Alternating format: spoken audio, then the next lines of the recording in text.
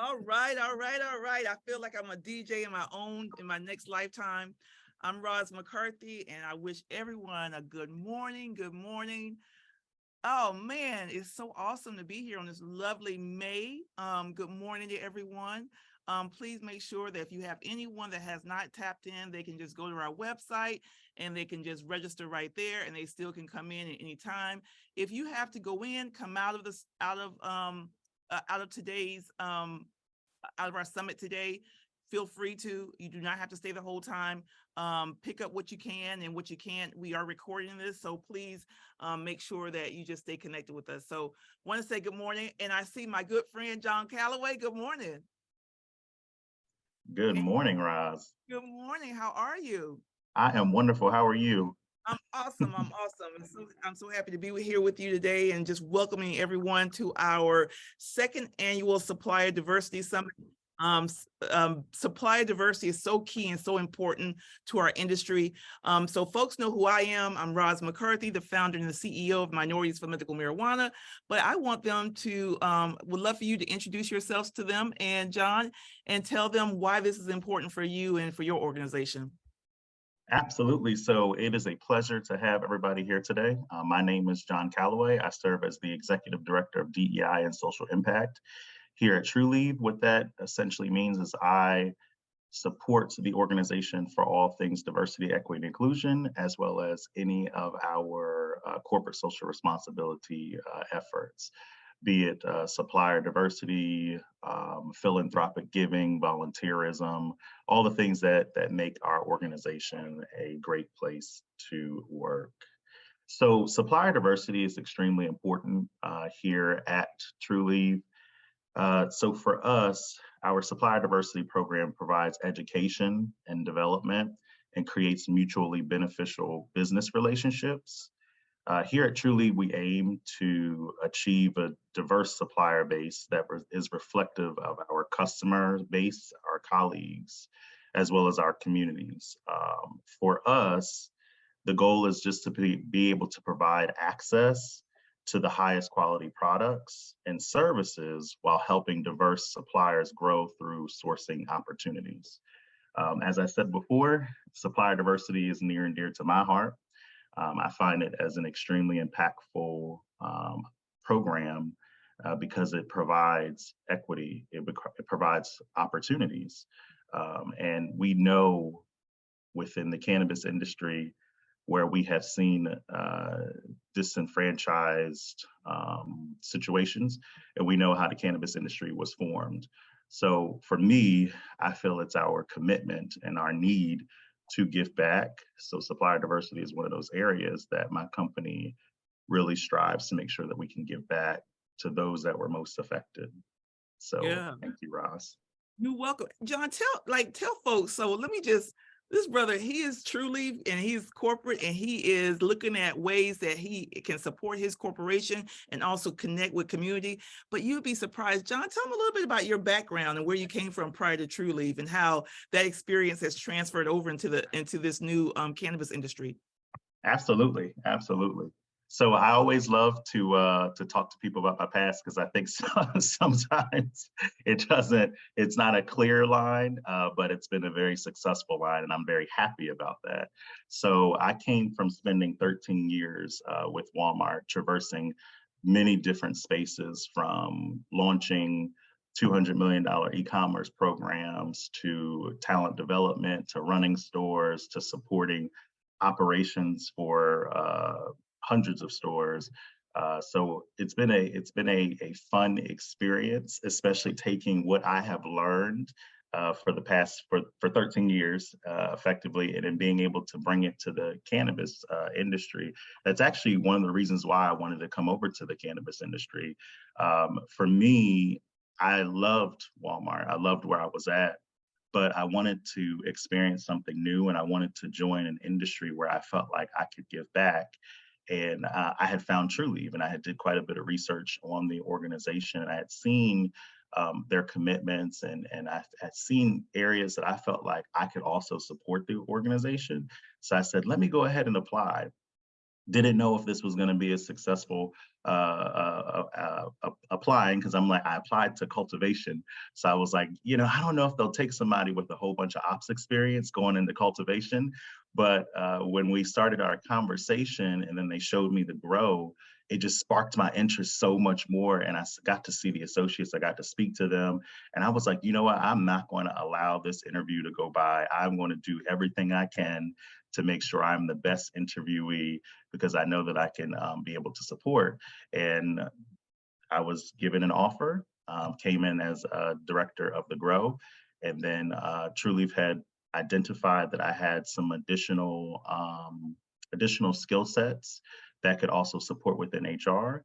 So then I was able to move into the HR space, where I also kicked off the employee resource groups within the organization, which is one of my biggest and most exciting moments, was having the opportunity to establish spaces, authentic spaces for associates, just to be able to have authentic community. And our ERGs actually steer a lot of what we do today. So it's been an exciting journey coming from Walmart and traversing into the space.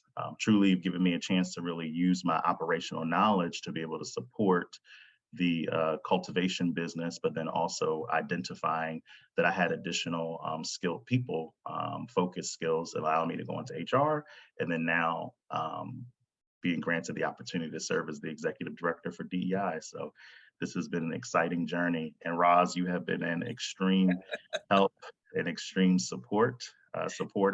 Yeah, and we listen. Let me tell you something. If y'all think that we can get done, we got to get done in regards to opportunity for ourselves, for equity, without having strong brothers like John Calloway on the inside who are speaking up for us and talking on our behalf. It's crazy. And so if anybody tells you, oh, whoa, it's big cannabis and the big corporations, well, the big corporations ain't going anywhere. And that is just the issue. That is just the reality of our industry. That doesn't mean that smaller corporations, smaller businesses don't have the same or have opportunities. If it were not for people like John Calloway inside, pushing these organizations to do the right thing, pushing them to make the commitments and live up to the commitments. And that's where we are with this today. I can't do this by myself. I have to have resources and people like Jodeci and like our team involved. So John, I'm just grateful for you. And I'm always like, go, John, go. Thank you, Roz. You've been an extreme help and support, and I couldn't agree with you more. We do need to see more minority leaders in leadership across cannabis if we want to make the changes that we want to make. That was something that I actually had a conversation with quite a few folks at Benzinga. It's really, really imperative for us to continue to push and create these opportunities for minorities, because you start to create diversity of thought. And I really feel like with that diversity of thought, that's what's really going to truly make those changes that we're looking for, the sustainable changes that I know that we're looking for. Absolutely, absolutely. So not only do you know how to, not only are you an expert in the DEI space, but you can actually go and grow some cannabis, right? I think that's so dope. So John, thank you from the bottom of my heart for supporting us. John will be back in a little bit. His team is going to be coming on, talking very specific about what they're looking for. You guys, let me just set today up.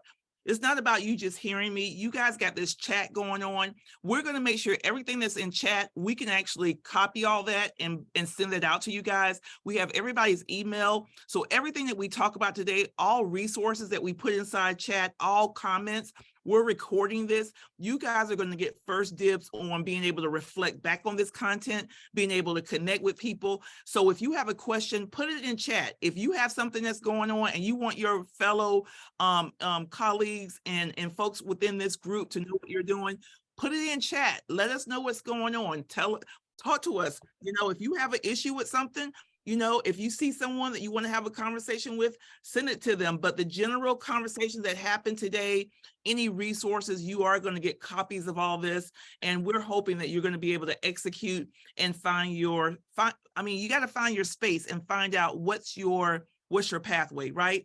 So let's first, before we get started, I want to go and just go through the agenda with you for today. All right. So here's our agenda. So this is our second annual Supplier Diversity Conference. It's a summit, it's virtual because guess what? We all can't be in the same state, in the same city, but we can definitely be in our house and connected.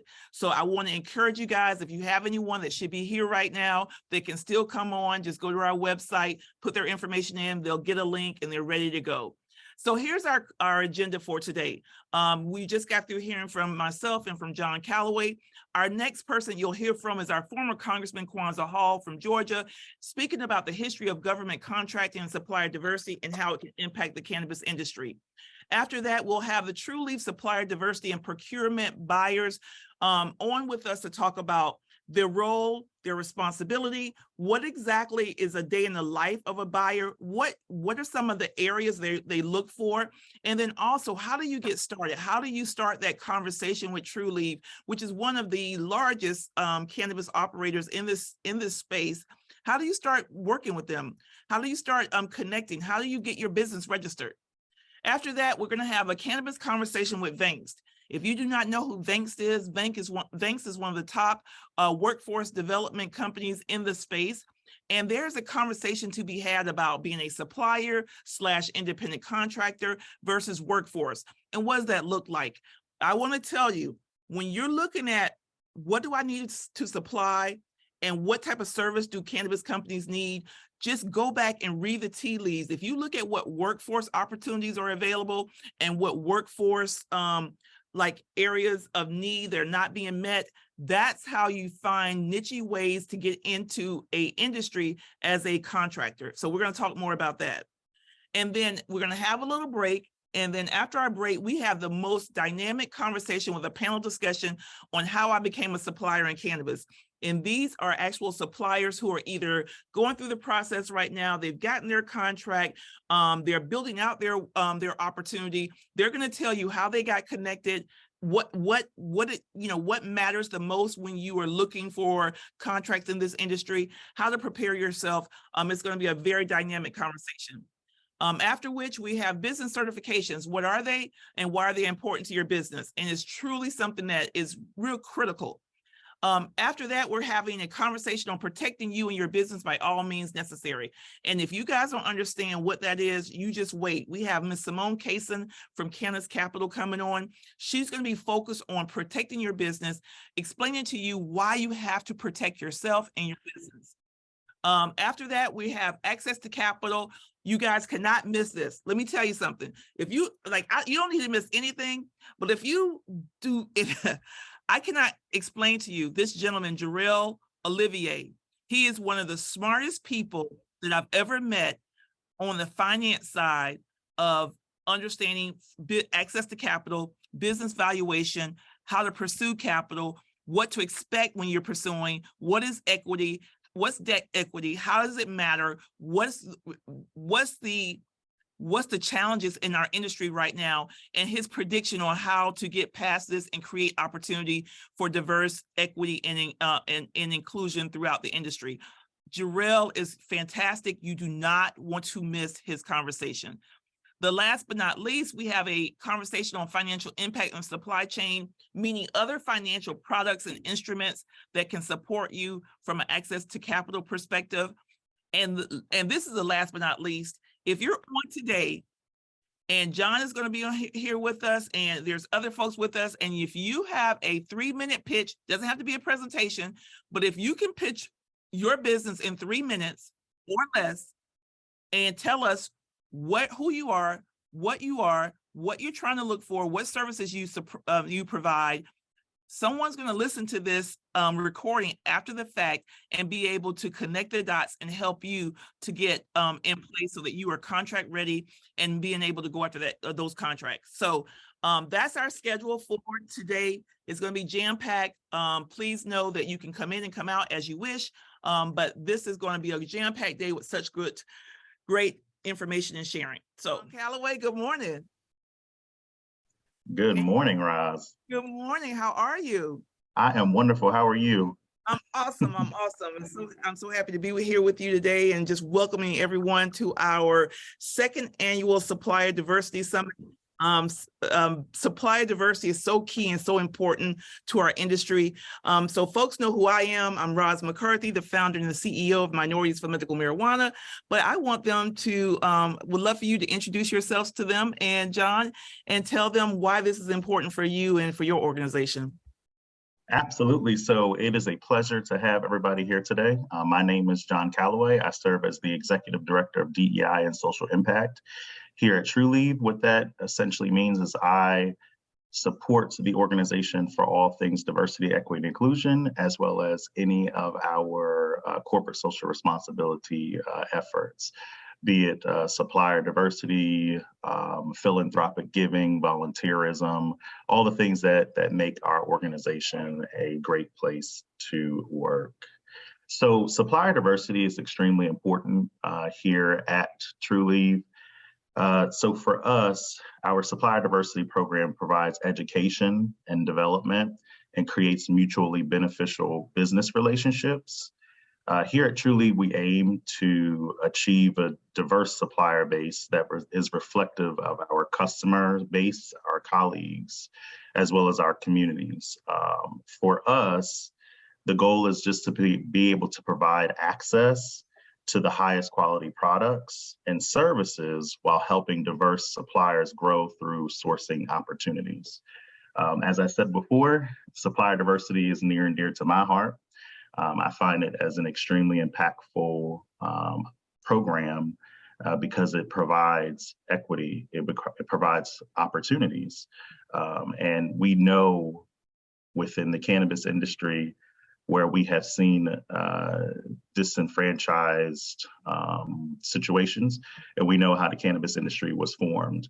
So for me, I feel it's our commitment and our need to give back. So supplier diversity is one of those areas that my company really strives to make sure that we can give back to those that were most affected. So Thank you, Ross. You're welcome. John, tell folks, so let me just, this brother, he is truly, and he's corporate, and he is looking at ways that he can support his corporation and also connect with community. But you'd be surprised, John, tell him a little bit about your background and where you came from prior to TrueLeave and how that experience has transferred over into this new cannabis industry. Absolutely, absolutely. So I always love to talk to people about my past because I think sometimes it's not a clear line, but it's been a very successful line, and I'm very happy about that. So I came from spending 13 years with Walmart, traversing many different spaces, from launching $200 million e-commerce programs to talent development, to running stores, to supporting operations for hundreds of stores. So it's been a fun experience, especially taking what I have learned for 13 years effectively, and then being able to bring it to the cannabis industry. That's actually one of the reasons why I wanted to come over to the cannabis industry. For me, I loved Walmart. I loved where I was at, but I wanted to experience something new, and I wanted to join an industry where I felt like I could give back. And I had found TrueLeave, and I had did quite a bit of research on the organization. And I had seen their commitments, and I had seen areas that I felt like I could also support the organization. So I said, let me go ahead and apply. Didn't know if this was going to be a successful applying, because I'm like, I applied to cultivation. So I was like, I don't know if they'll take somebody with a whole bunch of ops experience going into cultivation. But when we started our conversation and then they showed me the grow, it just sparked my interest so much more. And I got to see the associates, I got to speak to them. And I was like, you know what, I'm not going to allow this interview to go by. I'm going to do everything I can to make sure I'm the best interviewee, because I know that I can be able to support. And I was given an offer, came in as a director of the grow. And then TrueLeave had identified that I had some additional skill sets that could also support within HR. So then I was able to move into the HR space, where I also kicked off the employee resource groups within the organization, which is one of my biggest and most exciting moments, was having the opportunity to establish spaces, authentic spaces for associates just to be able to have authentic community. And our ERGs actually steer a lot of what we do today.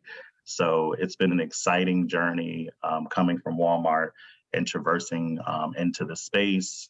Truly given me a chance to really use my operational knowledge to be able to support the cultivation business, but then also identifying that I had additional skilled people, focused skills that allow me to go into HR, and then now being granted the opportunity to serve as the executive director for DEI. So this has been an exciting journey. And Roz, you have been an extreme help and extreme supporter. Yeah, and we listen. Let me tell you something. If y'all think that we can get done, we got to get done in regards to opportunity for ourselves, for equity, without having strong brothers like John Calloway on the inside who are speaking up for us and talking on our behalf. It's crazy. And so if anybody tells you, oh, whoa, it's big cannabis and the big corporations, well, the big corporations ain't going anywhere. And that is just the issue. That is just the reality of our industry. That doesn't mean that smaller corporations, smaller businesses don't have the same or have opportunities. If it were not for people like John Calloway inside, pushing these organizations to do the right thing, pushing them to make the commitments and live up to the commitments. And that's where we are with this today. I can't do this by myself.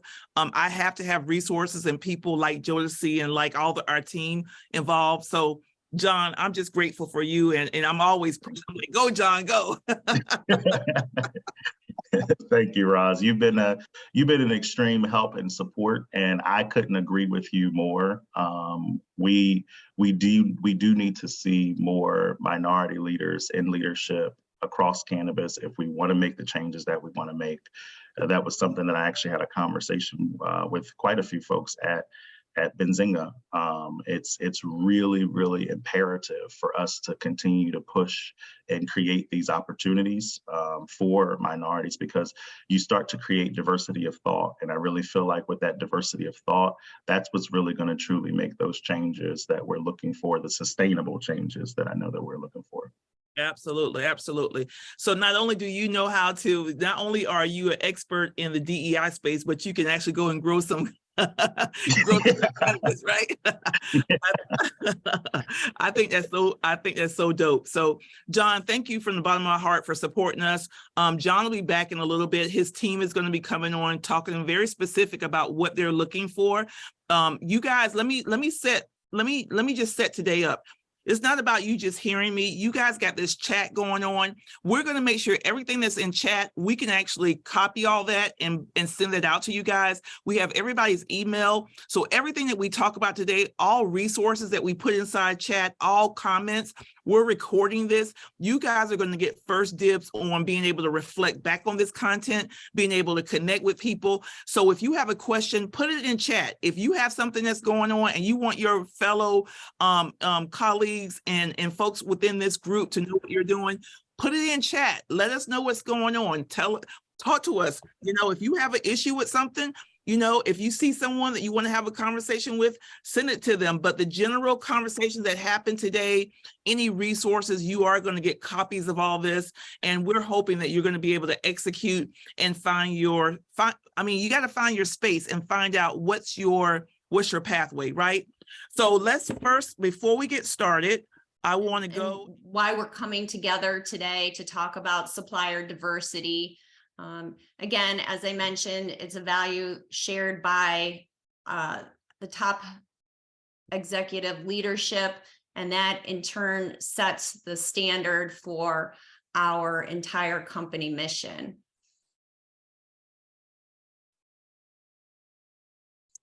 So both companies and government entities have supplier diversity programs. We talked about this a little bit already in the session this morning. So I'd really like to highlight the fact that not only is it the right thing to do, but it truly makes us a stronger, more agile company.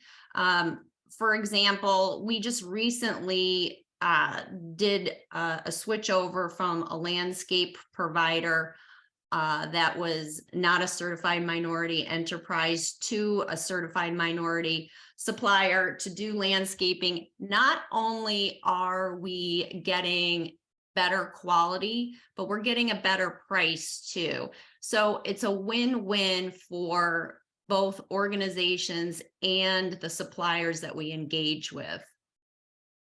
What I'm really interested in and really fired up about with the path forward in the coming year is our ability to implement metrics and analytics into our supplier diversity program.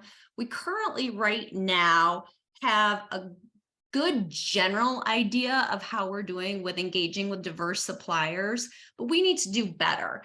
And the reason for that is we don't know where we need to go if we don't have a great idea or an exact idea of where we are. So we're in the process of implementing software programs that will allow us to track the different categories of our diverse spend. And with that, it'll enable me to see exactly where our opportunities are for improvements. And Kwanzaa talked a little bit about accountability. In our organization, what I'd like to be able to do is present to leadership, hey, this is where we're spending X amount on in a non-diverse, with non-diverse suppliers. This is where I propose that we bump it up. And here's how we can do that. So without the analytics and metrics in place, it's pretty difficult to set forth a clear plan for our leadership. So that's something that is on the forefront of my projects for the year, is coming up with a solid reporting plan. And so with Aaron's support and John and all our department heads, I think by this time next year, we'll be even stronger and even more robust in our reporting capabilities. So oftentimes when I talk to vendors, they are surprisingly not informed about the exact definition of what it means to be a minority-owned business. So just because someone is an ethnic minority and they own a business, it may not be the exact definition in the world of supplier diversity. So to be classified as a minority-owned business, you must be a for-profit. So we don't include our nonprofits in our supplier diversity spend. You'll need to be the minorities who own the business. It has to be at least 51%. So let's say an African-American owns 50% and a Caucasian owns 50%. That is not a minority-owned business. The minority has to be at least 51%. And it can't, as we talked about before, it can't just be a shell type of company. The minority has to be actively controlling, operating, and managing the business. We talked also a little bit about certification, and I saw in the chat some, one of the participants had some questions about certification. So we can certainly take certification questions offline, and I'm happy to talk to anybody who has questions about that. You know, any business can claim to be minority owned. A certified minority-owned business, and typically they're granted an MBE certification, which stands for Minority Business Enterprise. That's a business that's gone through a very vigorous vetting process in order to attain that status of ownership. And so that includes an analysis of financials, an analysis of ownership, site visits. It is very rigorous, and it needs to be, because again, anybody can claim to be owned by a minority, but the certification ensures that they truly are what they present themselves to be. And that, as a corporation, helps us preserve the integrity of our diversity program. Hey, Heather, just to let you know that your screen is still on the title screen. Oh, shoot, I'm sorry. It's okay. Thank you. Okay. It's okay, honey. So you, Uh, wherever you are, just advance, okay.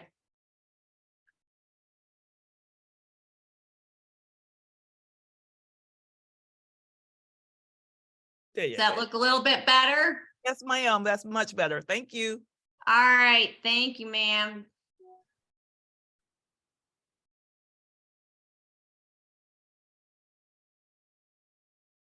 So does Trulieve require our minority-owned businesses to be certified? Well, the answer to that is no. We seek to partner with both certified and non-certified minority-owned businesses. So, which is because, again, we seek to partner and engage with any business that makes sense to us from a value standpoint.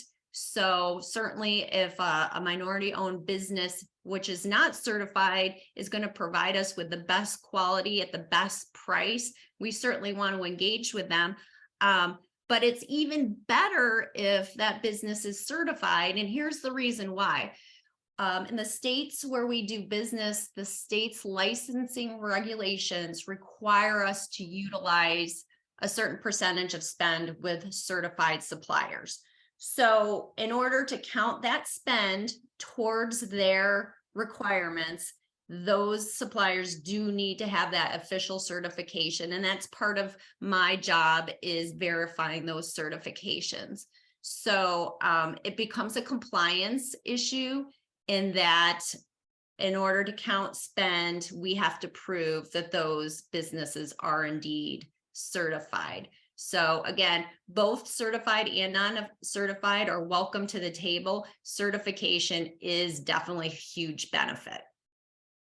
So you've probably all heard about the NMSDC, which is one of the largest, if not the largest, certifier of minority-owned businesses in the US.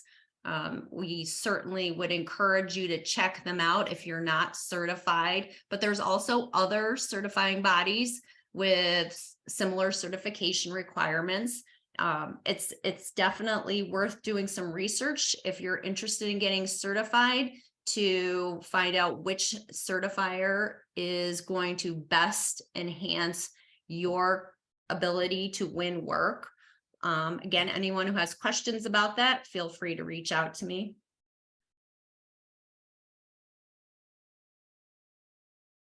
So I think at this point, it's a good time for me to turn it over to Erin, who, as our procurement director, is going to talk a little bit about what sorts of suppliers, goods, and services we're looking for here at Trulieve.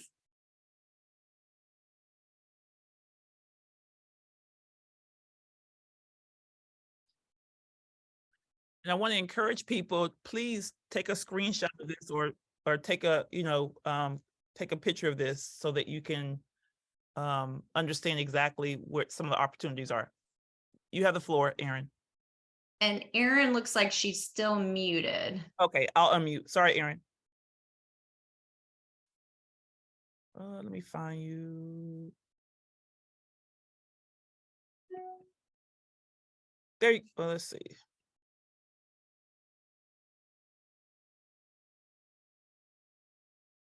Let's see if we can unmute. Sorry about that.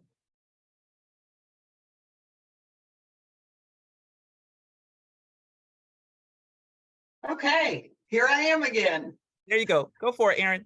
Okay, so our procurement needs. So this list is no way inclusive of all of the products and services that we're seeking. We are always open to onboarding new suppliers, of course, when it makes sense. So, we would never say, oh, sorry, we're not looking for any more suppliers in packaging or whatever. It just wouldn't, it wouldn't behoove any business to do that. So one of the things that Heather has been putting a lot of focus on within TrueLeave with our internal employees, we talked earlier about accountability, that the whole company is accountable. So, as the director of procurement, my bandwidth and how I can make improvements is somewhat limited. We still have all of our construction folks, our IT people, HR recruiting, all of that. So Heather and I have spent a lot of time reaching out for awareness sessions with our internal employees. These are the requirements, the states that we are seeking new licenses in, and those that we're required to report for license renewals. Here's what the requirements are. So really a lot of great things have come from that, because it's all about awareness. It can't be on any one person, one department, etc. So we are gaining a lot of momentum in that. Awareness is critical in the success of a supplier diversity program. So I'm speaking today, Raj, you wanted to hear a little bit about the day in a life of a buyer. So, as a director of procurement, I have a pretty good handle on what our folks are doing daily. So I think that anyone who's involved in the cannabis industry can attest to the fact that it's very, very fast-paced, ever changing, and we have to be in a position that we can pivot quickly. So from a buyer standpoint, we run under a centralized purchasing model. So the same team of 18, 19 people who buy for Florida are also buying for Massachusetts and every other state that we operate in. So this is good from an overall standpoint. You get synergies, master service agreements, etc. But also it allows us to be sensitive to those supplier diversity requirements, because they do differ in every state in which we operate. So I came from a background in the defense industry. I was responsible for reporting supplier diversity for about 15 years of that under all of our prime contracts, as well as the summary reporting for all indirect spend for the company as well. So I can say that in the commercial industry, the rules do differ some. Not entirely, it's still the same underlying premise, but they do differ. So, when Heather's talking about the importance of a certification, it really, I can't stress it enough. So if I were to turn to Heather and say, I really need a supplier in printed boxing, just to pick a commodity out of the sky, she's first going to reach out to those certifying agencies that we have partnered with and tap into those databases, which include certified diverse suppliers. However, it's not a showstopper if you're not.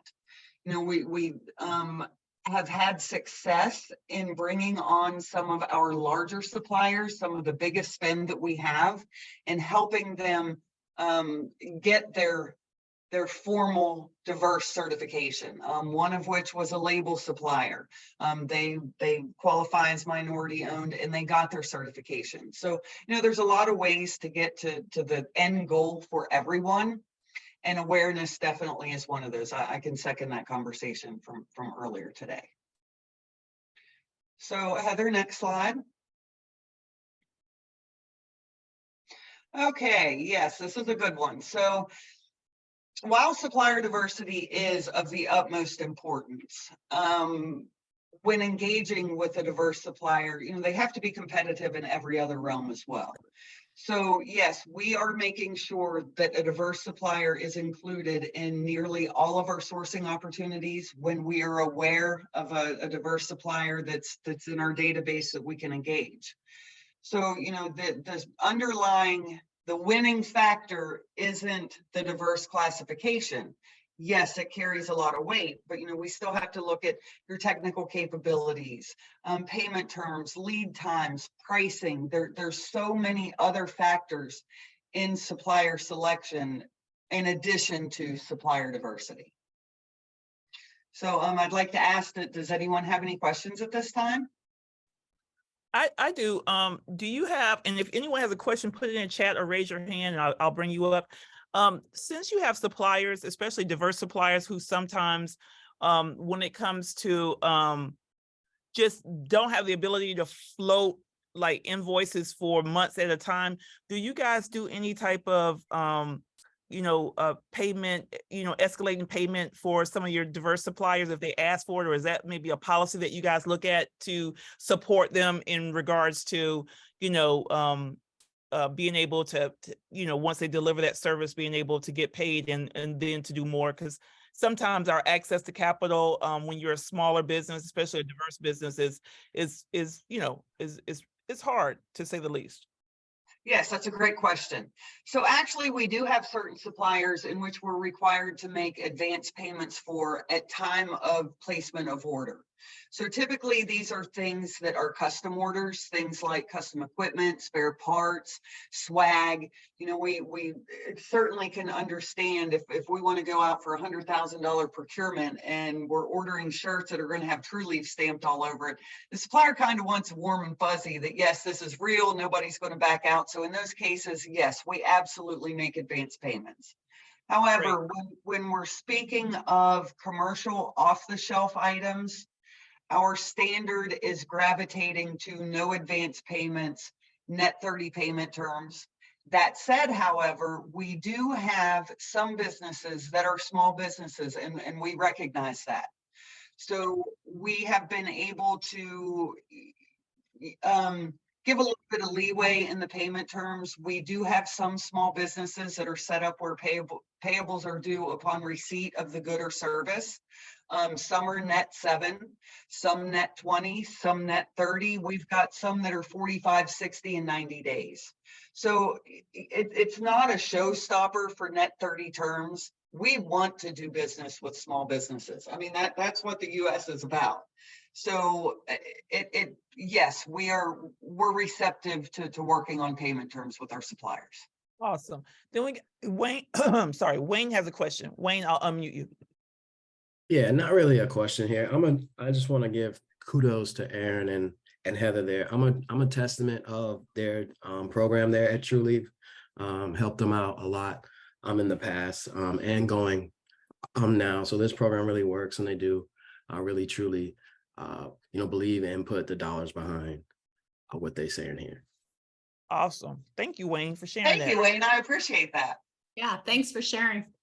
All right, you got it, Aaron. Go ahead. Okay, what was the next question? I think that was it. Any other question right now? Any other hands? Okay, go for it, Aaron. You're good. Okay, so I think where we would like to go next, I'm going to turn this back over to Heather so that she can speak to everyone on how you would reach out to True Leaf in the event that you would like to become a preferred supplier. So Heather, back over to you. Thank you. Thanks, Aaron. Aaron, I'd like to piggyback on what you were saying a little bit more about certifications benefits. So when your team says, hey, we need to buy swag, we need trinkets for the Pride Parade in June, what is the first thing that I do to find a diverse supplier? I go to the certifying agency's vendor database. So what I'll do is I'll log in. We have memberships with all the major diverse certifiers, and I'll put the NAICS code in. I'll put key descriptions of the business that I'm looking for, and search, and up will come certified suppliers that can provide me with what I'm looking for. So one of the many benefits of certification is it gives you tremendous visibility to corporate sourcers like myself, whether it's a cannabis company like True Leaf, or perhaps you are an ancillary supplier. It gives you visibility to Ford Motor Company, Walmart, the biggies. So that visibility is priceless. In addition to the visibility for corporate sourcing personnel, it gives you networking opportunities, all kinds of different training programs, webinars, meet and greets, you name it. So the support and the relationship building opportunities that you're provided definitely makes it worth it. Again, getting certified is, it takes a while and it's work. I'm not going to sugarcoat it, but again, it gives you the ability to really move to the next level in terms of growing your business.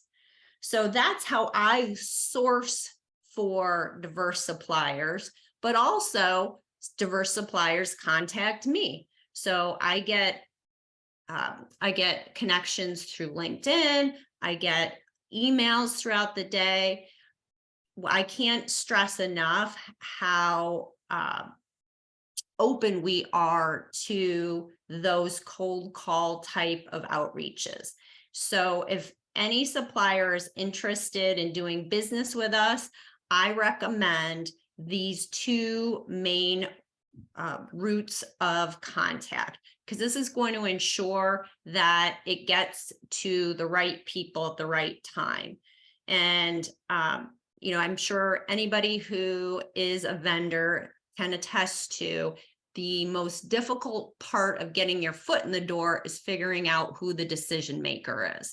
So to ensure that you get to the right decision maker at TrueLeave, I recommend that you email us at Diverse Partners, and you can see the email address on your screen. I monitor that inbox all day, and there are several other key people who are looking at that inbox as well. And when I see your email, what I'm going to be looking for is things like a capabilities statement, your website, what any certifications that you may have, what your geographical reach is, those types of things to give me a good snapshot of what you do. So, and then in turn, I will forward that to the departmental head who makes the decisions about whether we actually need that product or service. And if we don't at that time, that's okay. Your information is going to be kept so that going forward, if we do need to source in that area, we've got you on file. And then secondly, we also use a vendor management tool called Gainfront. And what that enables us to do is it allows us to capture a business's complete profile. And then I talked a little bit earlier about how we are moving towards a more robust spend tracking system. This Gainfront tool is also the software that is enabling that for us, because we're connecting all of our vendors that have profiles in the system to our accounts payable system. So whenever we pay a vendor, that spend will flow into the vendor's profile that's housed in Gainfront. So that's how I am leveraging the tool in order to track and forecast our diverse spend for TrueLeave. So in order to give yourself visibility to myself and decision makers in TrueLeave, you can go ahead and you can register in Gainfront, build yourself a profile, and that will enable us to see who you are and what you do. I would recommend, if you do register in Gainfront, that you also shoot us out an email at Diverse Partners as well to make sure it's on my radar. But again, these two methods of contact are the best way for you to be seen and heard, and for your product to get eyes on it.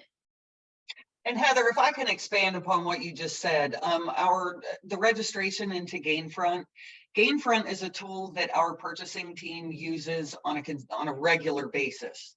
So, if you were to reach out and you get a response, well, we don't really have any opportunity at this time, I urge you to still go ahead and go into Gainfront and register, because our procurement team regularly references this database. And we're going to sort it by commodity of the product or services that a supplier is providing. So if you do go ahead and register in this platform, it ensures that in the future, if we're looking for a new supplier or a regular supplier, you're not going to be missed. We can go through and say, oh, wow, Susie Q, okay, great. She's diverse. She supplies this thing. I had no idea. And then we can complete the onboarding process. We've already got your information. It's just another opportunity and down the road that you wouldn't be missed. Yep. So Heather and Aaron, you guys have covered so much, and I guess I have a couple of questions. I want to make sure everybody that you're on, like, this is your time to ask questions. When you have a need, and maybe you have multiple, you know, maybe there's multiple suppliers, be it some that are diverse, some that are not. How do you, like, your decision making? Do you do an interview with them? Do you get on Zoom? Do you have them come to your office? Is it just based upon how much they've, how much they have procured already with other different companies? What are some of the things that you look for, maybe the intangibles, or maybe some tips to help these businesses understand what it means to be contract ready? So there's a lot of parameters that goes into the evaluation and the award of an order or a contract. And we looked at that a couple slides back. Price, lead time, your technical capabilities, your overall capacity. I mean, so let's just say, we are looking for that box manufacturer, and we are using 1.2 million boxes a month. We're going to need to have a face-to-face, well, not necessarily face-to-face, it can be achieved via Teams or whatever vehicle, but we want to meet with these people and understand your capacity, all of those constraints.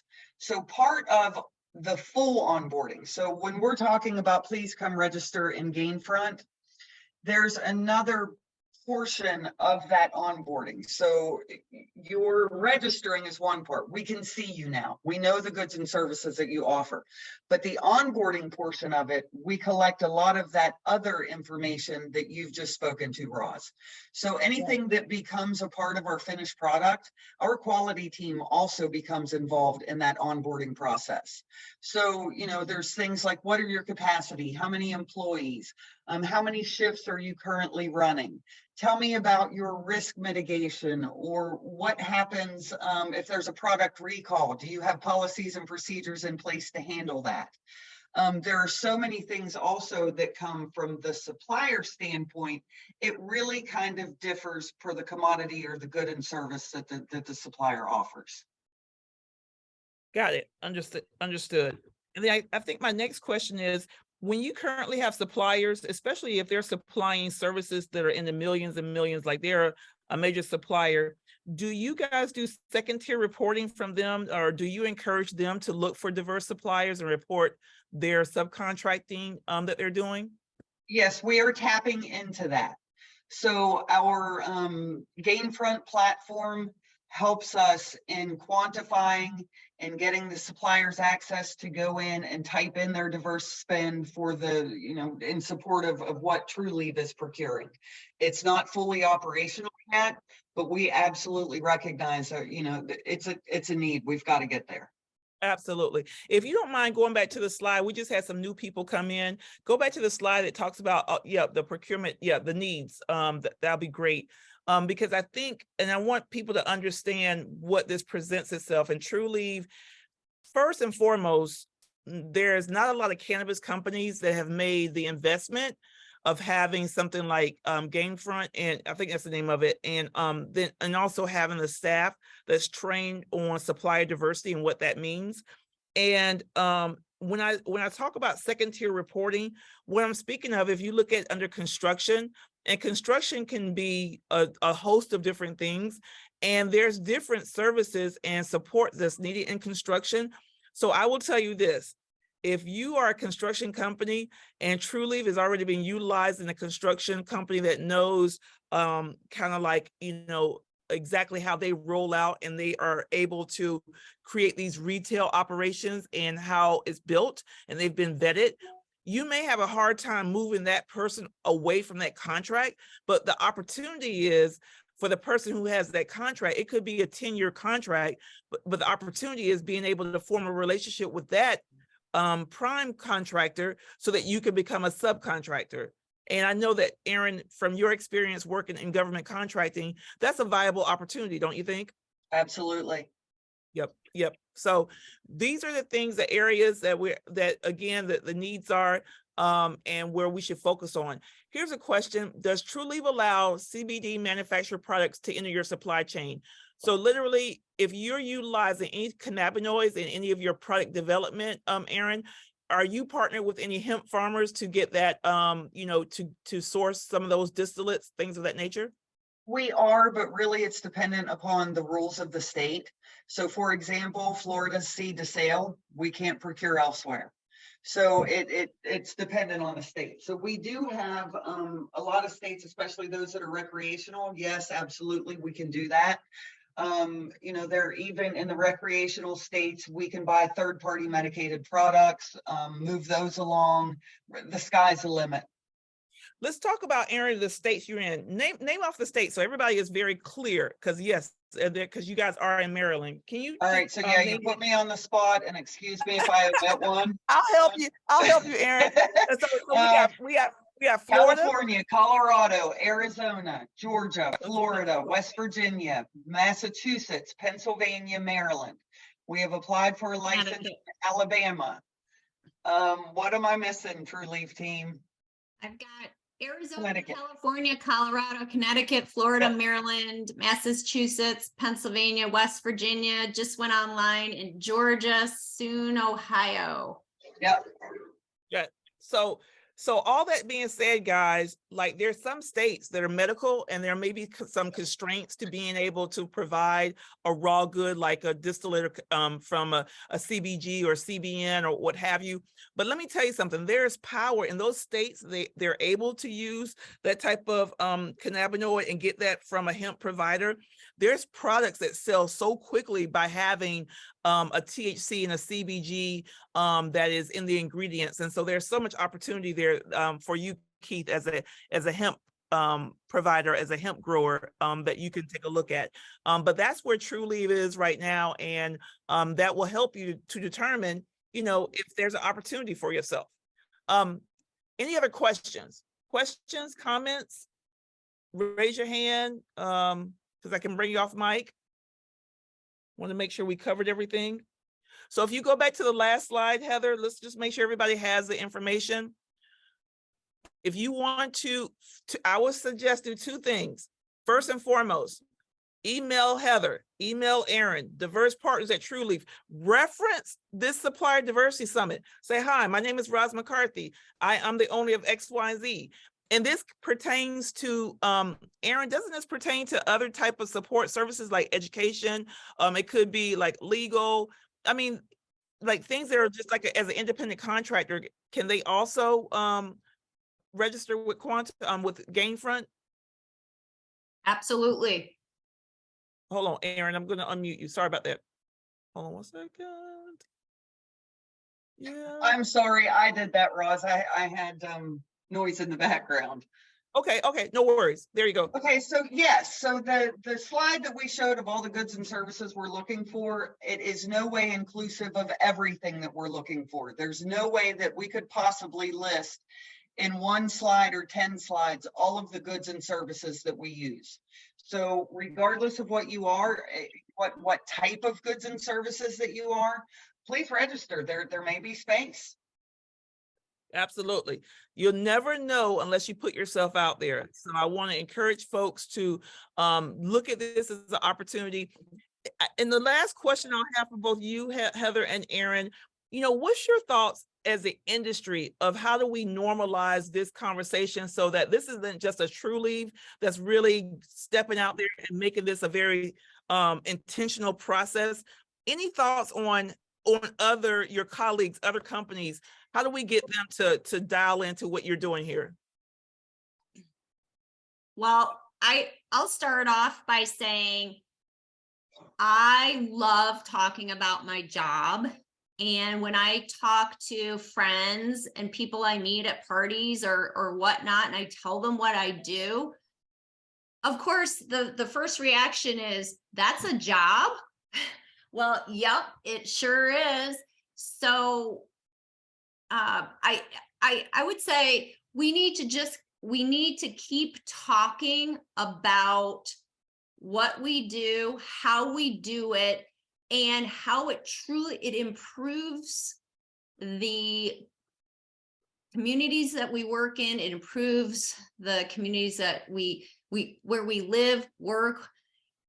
It is a win-win, not only for suppliers, but for our cities and towns. It continues to make our country stronger in what we do from an economic standpoint. So it's not just a warm, fuzzy, oh, it's the right thing to do. It is truly economically impacting our communities in such a positive way. And if we can continue to talk about this and raise awareness, that will, that is the first step. I agree. And that means having more conversations at these different conferences. I'm on the MJ Biz Advisory Committee, and they are having open, speaker invites right now. And so we would like to see more companies actually say, hey, we want to come and leverage your position and saying, hey, we want to do a talk on supplier diversity. I think that could be so awesome, where it doesn't come from Roz, M for MM, but coming from the big corporations who are saying, hey, this is important to us, and let's do a talk about this. So John, we're encouraging you guys to go and push the envelope and get center stage on this issue, because it's so important. All right, guys. Yep, MJ Biz did close their speaker application last night, but you may be able to still get in, Patricia. We may be able to do something and help you out with that. So Aaron, Heather, thank you guys so much. If there's no other questions, going once, going twice. All right, guys, I appreciate you so much. We're gonna, Heather, if you can stop sharing your screen and give it back to me, and we'll get ready for our next presenter.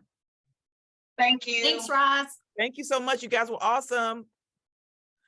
All right, guys. So listen, we are cooking with gas right now. We have no more streakers. We have no more name callers on here.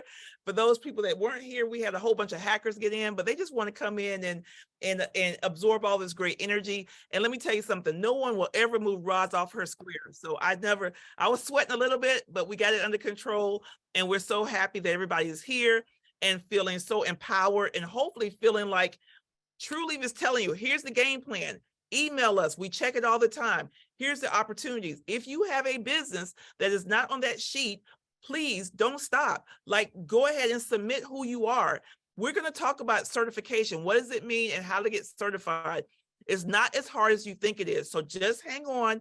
Later on this afternoon, we're going to have that conversation. But for right now, I'm so happy to welcome our next speaker and presenter, which is the folks. We're going to have a cannabis conversation with Vanks.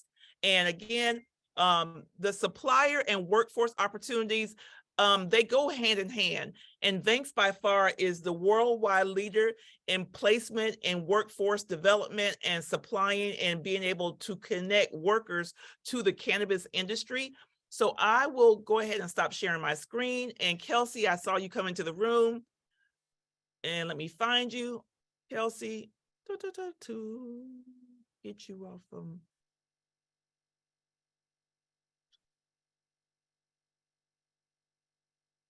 Jodeci, if you see Kelsey, if you want to just allow her video, and because I saw her come in, I don't know if I lost her. But as we were looking for Kelsey, you guys want to drop in the chat, what do you think so far? How are you guys feeling? Great information. Are we spot on? Are we missing something? Let us know.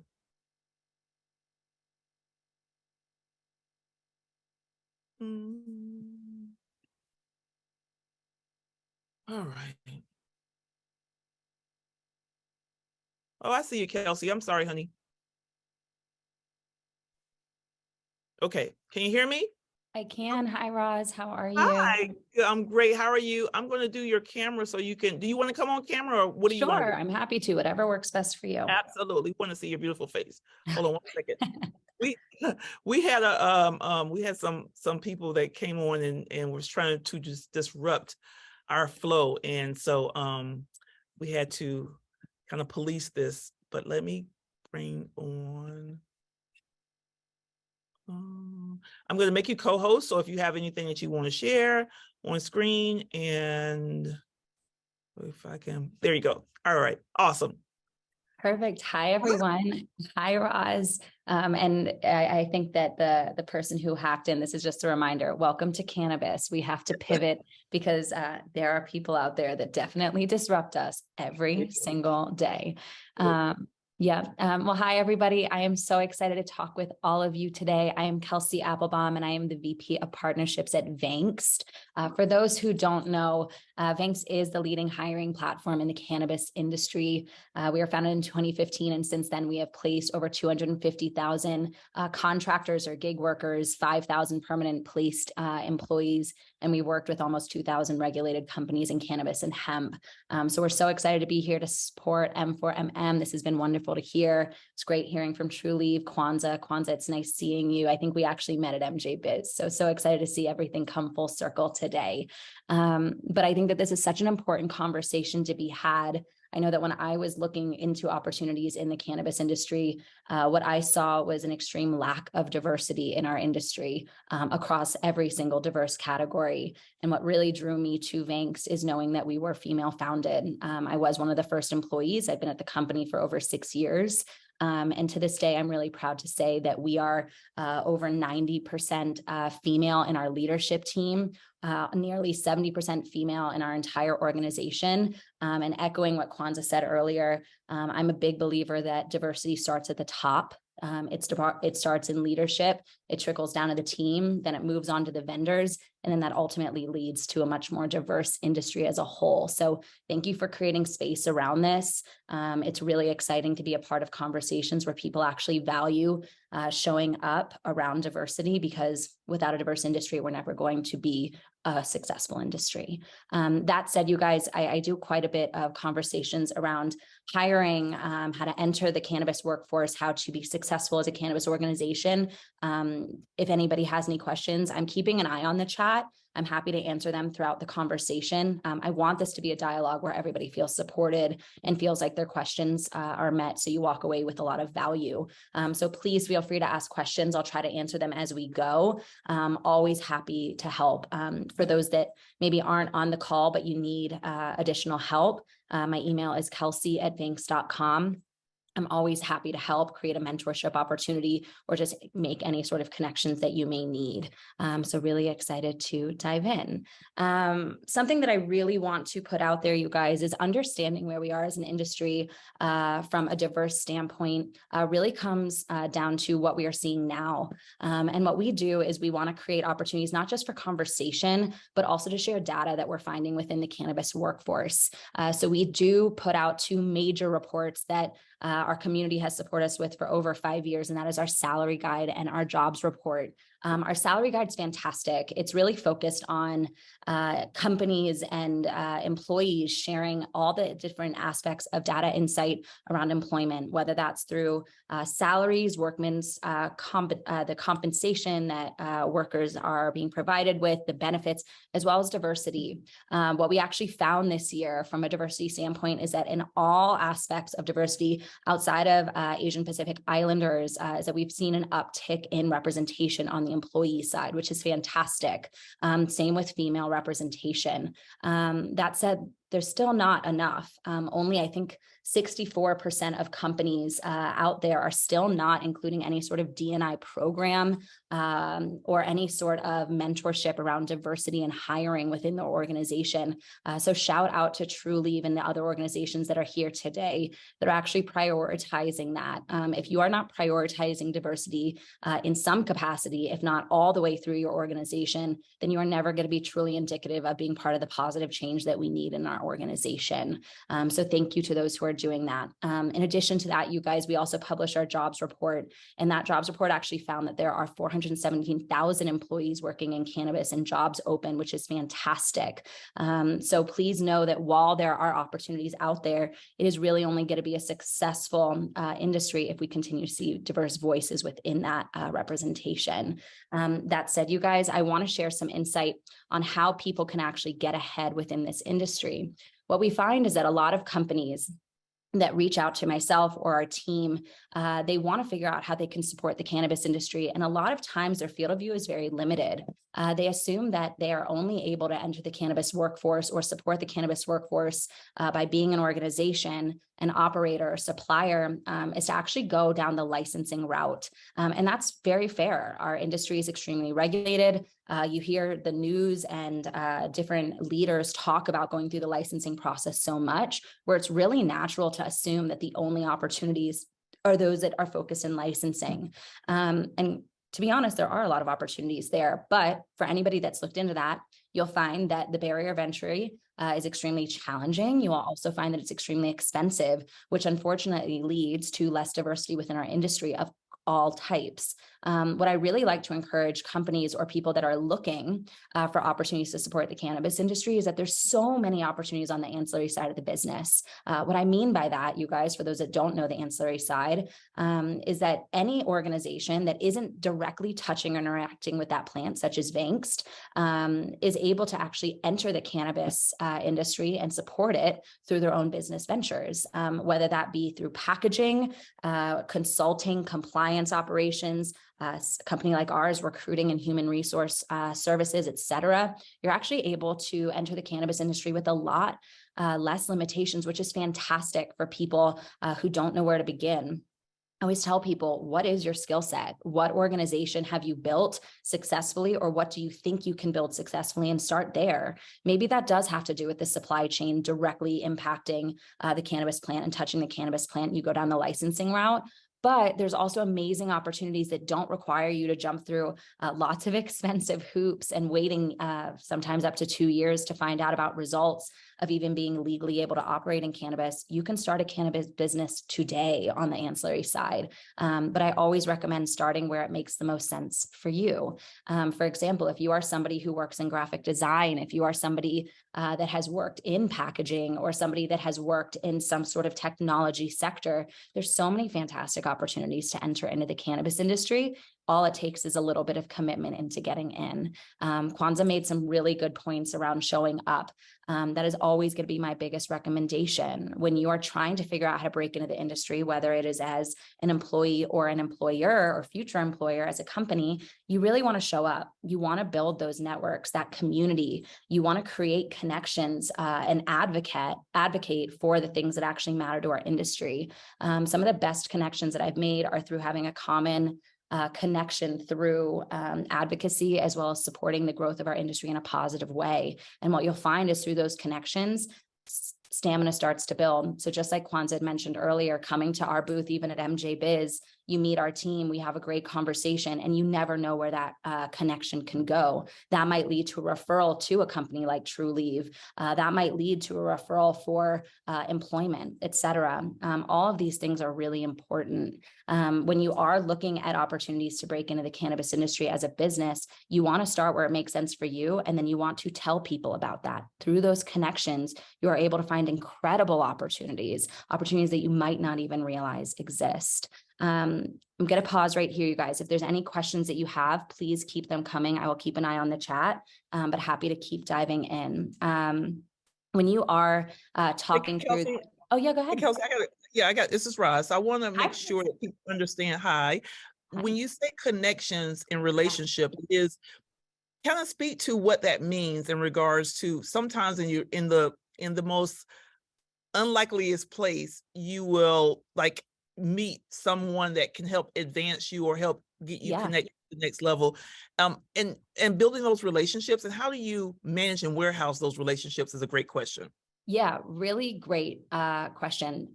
So first of all, you can meet people that support cannabis anywhere. I was literally on a plane coming back from a trade show yesterday, and I happened to see someone wearing our Proud to Work in Cannabis t-shirts that we gave out 3 years ago at a conference. And then all of a sudden it's somebody that just broke into the industry and is looking to build their business. It can happen anywhere at any time. What I will say is that it happens to people that actually care about this industry. If you are navigating this industry solely to get ahead, that's not really going to create an authentic relationship with people. You want to be able to add value. You want to be knowledgeable about what's going on. You want to understand what is going on in our industry. And it comes from there. I found that when I was recruiting with our organization, I worked in 29 cannabis states within the US, and I also worked in 5 countries internationally. And connections come from shared knowledge and shared passion. I'm somebody that's always been extremely passionate about adding diversity to teams. I'm somebody that's always been passionate about understanding the regulations that affect our industry. And I found that the connections come because somebody shares that passion. It can be spoken or unspoken, but having that connection with somebody is so necessary, and having an authentic connection will allow you to create great opportunities. So even I can give a great example. One of our new team members on our team is somebody that I actually knew through going to MJ Biz actually for years. And we had a really great and authentic relationship. All of a sudden he's looking for an opportunity, and we want to bring him into our ecosystem. I'm sure everybody that works in cannabis has some examples like that. And it really comes down to who you are showing up authentically for. How are you supporting them? How are you going to help them get ahead? I love being a mass connector. Everywhere I go, I want to connect the dots with somebody. It's what I've done for my profession. And I love being able to know that I had some small impact on the industry growing in the right way. And I think if more people took that approach, we might be a little bit further than we are now, but there's always people like Roz, there's always people, like the True Leave team, Kwanzaa, et cetera, that are in a position where they are mass connectors, and through those connections come amazing opportunity. So I'm a big believer in authentically showing up and doing it with care. You can't do it for a transaction. There's already, by the way, too many transactional based organizations in our industry, and the ones that move through it in an authentic way tend to actually get ahead. I've been in the industry long enough to see it.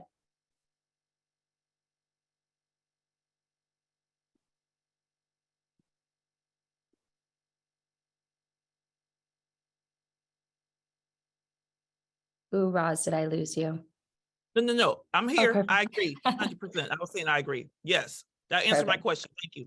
Perfect. No, happy to help. And everybody, just so you know, Roz is such a pillar and example of that. Creating an organization that is constantly going to be fighting through adversity and needing to educate people on something that should be so universally understood and appreciated already is a perfect example of somebody who is trying to connect those dots within people and organizations. So thank you, Roz, for that. Going back to different opportunities, you guys, I know we talk a lot about different companies that you can start, or companies that are maybe operational outside of the cannabis industry where you can transition in. And that's wonderful. But that might also be intimidating for somebody who maybe is an independent contractor, or somebody who's really just looking to start. Something that I'm really proud that we do is connect companies with independent contractors of all types. But even if you don't work with someone like us, you're able as an independent contractor to actually support businesses of all types. Truly walked us through different partnership programs there, but that exists anywhere. So let's say somebody on this call is a professional that believes that their services could be valuable to this industry. You're able to enter that workforce, especially on the ancillary side, through those connections. A lot of times, companies, regardless of how big they seem, have limited budgets, and they might not have the ability to sign a large corporate contract with an organization, but they would love an independent contractor that can help support them to reach their goals. Examples being anybody within the creative space, any consultants who have worked within supply chain, super essential. For those that don't know, our industry is based on a supply chain. We have cultivators that go into retailers, distributors, et cetera. And it is all based on a very regulated system. So having individuals that understand that is super helpful. On the compliance side, you guys, what I would mention is that any individual that is looking to enter cannabis as a supplier, an organization supporting the industry, et cetera, please note that this is a very compliant-based industry. The regulations are going to completely dictate what you do. So I've seen a lot of people that have chimed in on this call from Missouri and California, even Kentucky, I believe, if I remember in the chat. Every single one of those markets is going to have a completely different set of regulatory standards that you need to adhere to. So when you're looking at different business opportunities within cannabis, if you're on the license side, you're likely only working with one market unless you get into a multi-state partnership, which is fantastic. So you're really only needing to navigate compliance through one state and one regulatory system. when you're actually on the ancillary side, you need to be cognizant of compliance at all levels, not just where you are based, but also in the markets that you want to continue supporting. So looking at us at Banks, we work within every single regulated market within the US. From an employment standpoint, we need to follow employment compliance, not just through the cannabis regulations, but all the way through EEOC compliance at the federal level as well. So for example, working in Massachusetts is going to look vastly different than working in California and Colorado. Being cognizant of that is very important. And I know that could be intimidating, but there's so many fantastic people and resources out there that can help. But understanding that is going to be crucial to understanding how to be successful in the industry. So please note, for all those that are posting that you are all around the country, if you are going to be an operator and supplier on the ancillary side, that doesn't mean that you are exempt from regulatory standards within cannabis. You want to be cognizant of that. That is going to affect how you navigate those waters. Mal, I believe your name, if hopefully I'm pronouncing that correctly. You had asked, what are some ways to leverage social networks, but staying within regulations? It's a fantastic question. What's really nice is social networks are actually starting to become a little bit more comfortable with compliance, or I'm sorry, with cannabis. But you should really try to be cognizant of it regardless. If you are leaning on social networks or social platforms, even LinkedIn and such, they tend to be pretty lax with cannabis at this point, as long as you aren't focusing on selling a product, I should say selling a regulated cannabis product in bulk or something on the site. So if you are an ancillary services company, sell your services, network with people, start a discussion. It's a fantastic profile to build within the network that LinkedIn provides. That said, I'm a really big believer in in-person networking, which I know can be challenging right now, especially as we're coming out of COVID times. But there's so many in-person networking opportunities, and they are not limited to those that are in the industry, but you do have to find them. The best ways to do that is actually just start connecting with your local advocacy groups. I'm the biggest believer that if you are able to work with different organizations that focus on advocacy, they will start inviting you to different events that they support. And in turn, you're going to be welcomed into such a fantastic community that can get you connected with the best people. Building up that social network, I believe, is so crucial in our industry, because the best opportunities come from somebody who's looking out for you. I can speak for myself. When somebody makes an amazing impression on me, and I do the same with them, we are constantly thinking of ways that we can collaborate, support, and amplify our voices. I think that that's really crucial. So thank you for that question. It's amazing. And you guys, anybody else have questions, please feel free to put them out there. I'm happy to speak at you, but this is once again such an amazing opportunity for you guys to collaborate with everybody speaking here. Something that I think, I was going to say that, Kelsey. I was going to say that, like, your collaborations right here in this room, right? Yeah. Oh my think gosh, I love it. I think something that I love in my job is being able to do so many thought leadership discussions with different leaders in the industry. And what I have found is I walk away with a new friend every single time. And I don't just mean a friend in a shallow way. I mean a friend that is somebody that is eager to get in, get ahead, or eager to make a mark on the industry in a positive way. And I think the more people that connect with those individuals, our industry is going to grow the right way. I've always stood by the standpoint of what my job at Banks has always been to do, is to find great people to work for great companies so our industry can continue growing. And the more that we do that, the better. So I'm really excited that we're all in shared spirits. And yeah, you guys, please don't just see this as people talking at you on this symposium. You should really connect with them. There are fantastic opportunities that exist. I myself have actually hired people for companies that I have met on these webinars. So take advantage of this space. If you're showing up, don't just show up, follow up. It's very helpful. Perfect. Sounds good, you guys. I saw a couple more questions come in, but I don't think that they're for me, so I'm going to keep moving on. Something that I heard that Kwanzaa mentioned earlier around asking the right questions is so important. Something that I really encourage every single one of the individuals on this call to remember is that when you are looking for opportunities in cannabis, you do want to ask those right questions, and those right questions come from knowledge.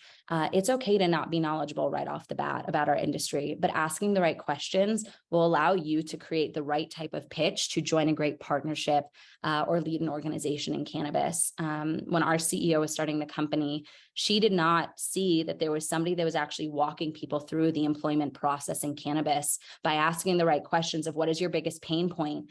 If you could create a solution today that helped with that biggest pain point, what would it look like? And then understanding what value you can add around some of those sentiments will really help you stand out.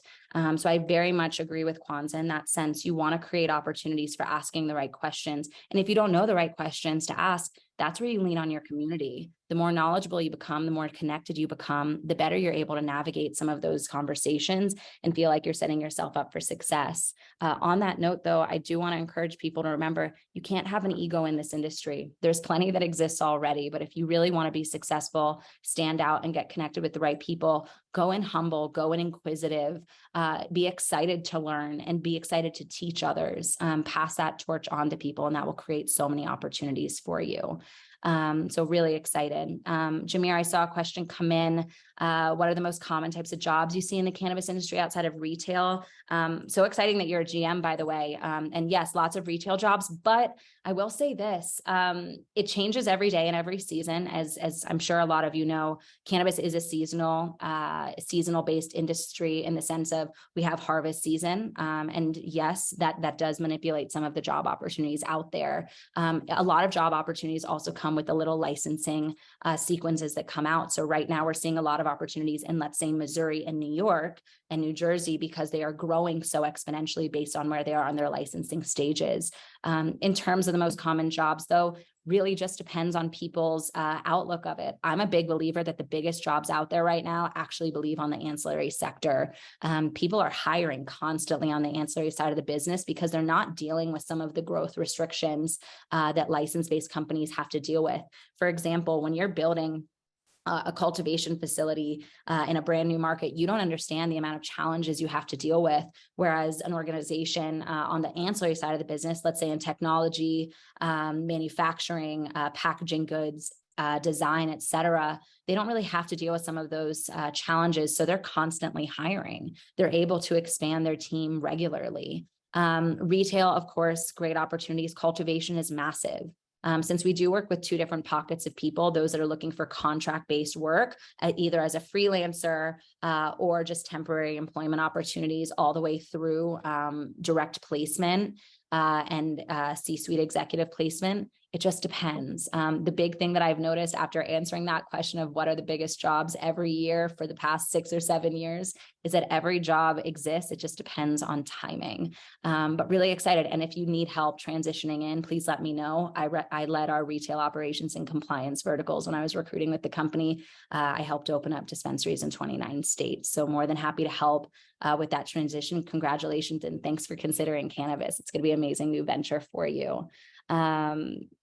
Perfect. Any other questions, you guys? Please feel free to add them. Jameer, that was a wonderful one. I appreciate it. Perfect. Sounds good. That said, you guys, I do want to talk through being a mass connector. While we are giving great advice here, there's no reason that you can't share that advice with other people. In order to build that really diverse industry that we are looking for, you want to help people. So please, anything that you hear here on this webinar or with any of the speakers today, make sure to share that. Roz, can you hear me? It's cutting out on my end. Yep, you're good. You're good. And I got questions for you too. So okay, perfect. Yeah, go ahead. Happy to answer them. All right. So the one thing I would like to do is if you could talk about Vanks in regards to, we know there's recruiting companies, and is Vanks are you a staffing company? Are you a job board? Are you recruiting? Are you a headhunter?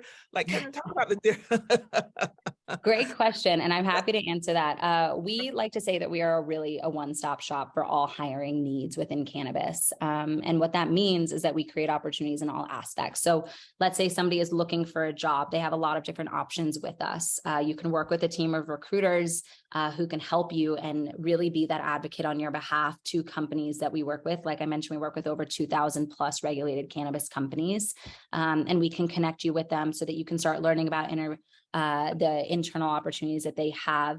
If you're somebody that's more passively looking, during the pandemic, in response to a lot of people without jobs, we created a free job board on our hiring platform at banks.com that anybody can create a profile at. And I highly encourage you to do so. And you are actually able to start applying to jobs directly, even without the help of a recruiter.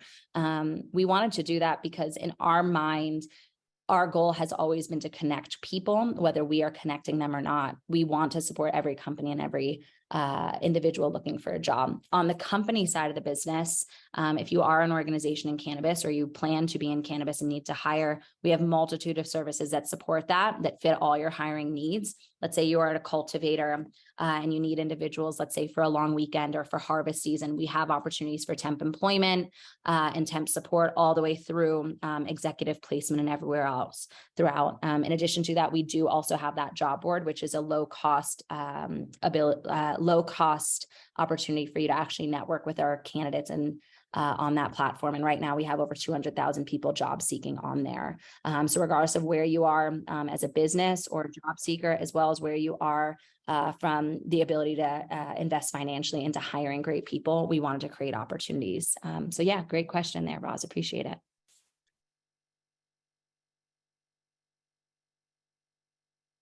Awesome. And then the next question I have for you is when it comes to, you mentioned about independent contractors and freelancers. So this conversation today is all about suppliers, right? And there's a lot of gig suppliers that are just like, I don't have a product, but I have a service or what have you.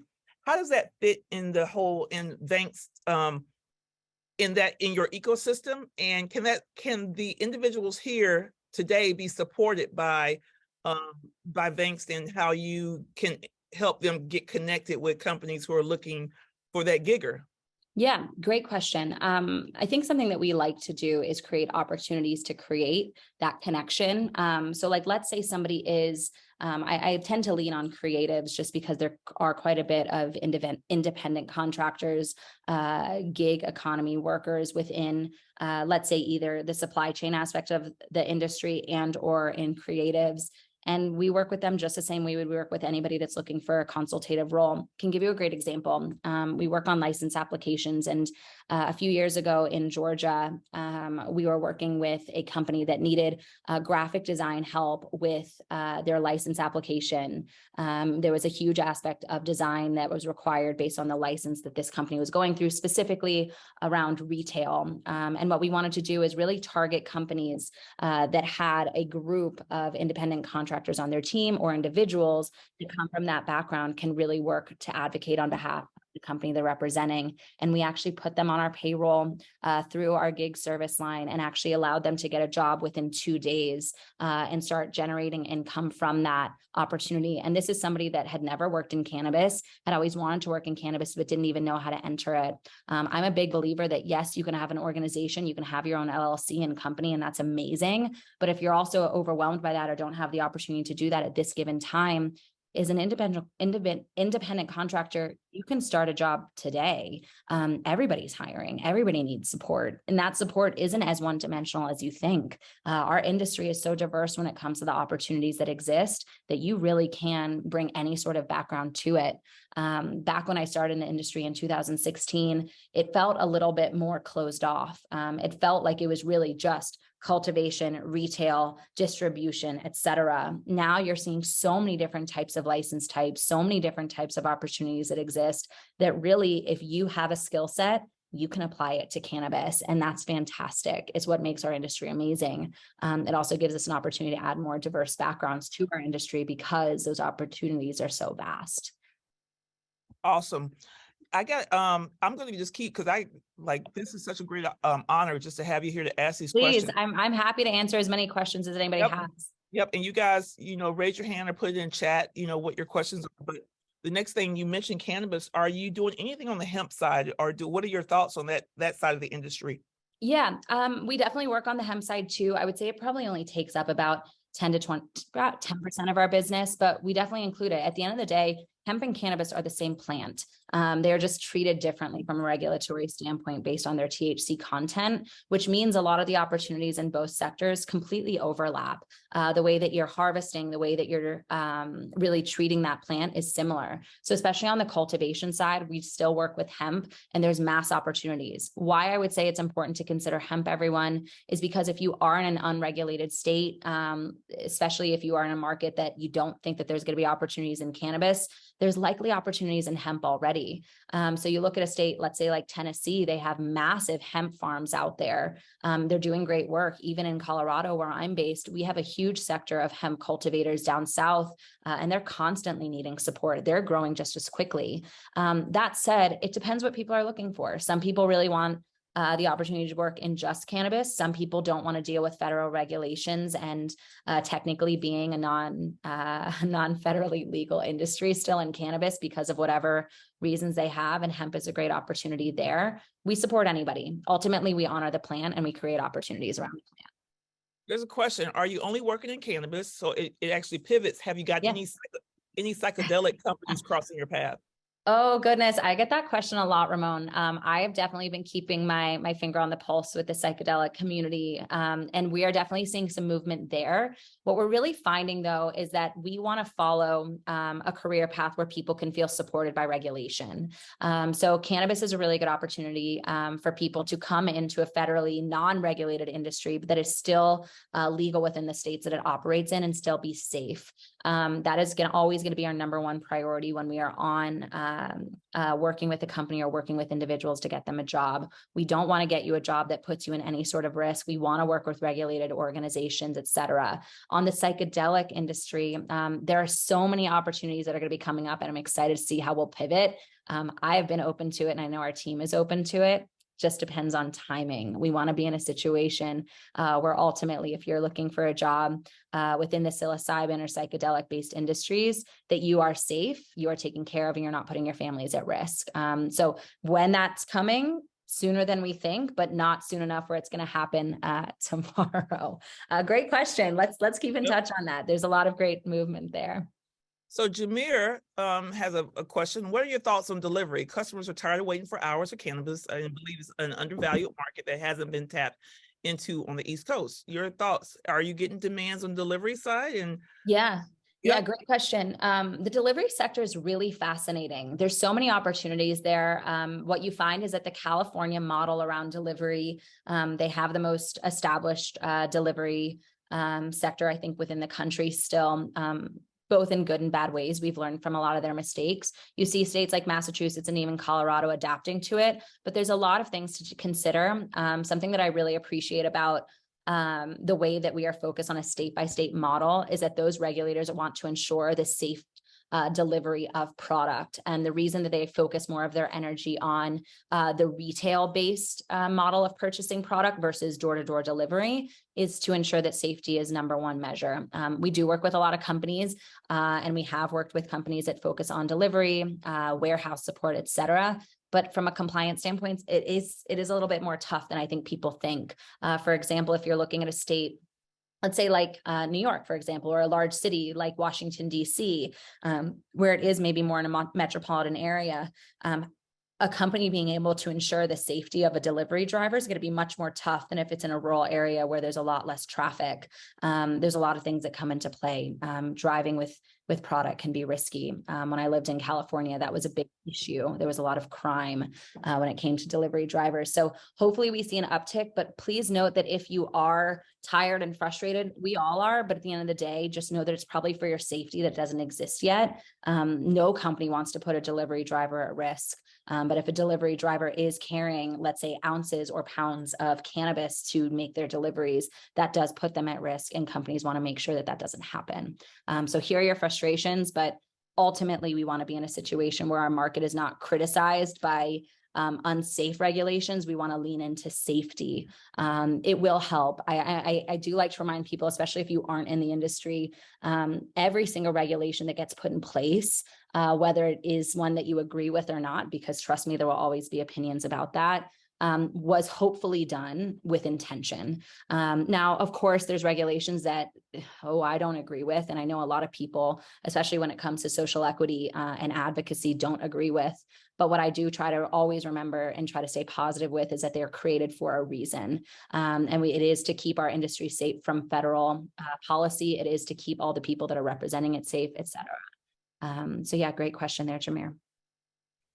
So another thought that I wanted to run by you, there's this whole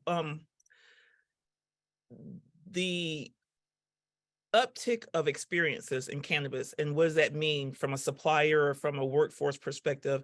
And that is, consumption lounges, the edible or the infusion dining experience. Do you ever get any questions or any, like, I'm looking at Nikki's beautiful picture right in front of me. She's our state director in Indiana, and she's a vegan chef that also is an infused chef. And these are suppliers, these are producers that would love to have opportunities. And where do they go to make sure that people know that they are available for hire?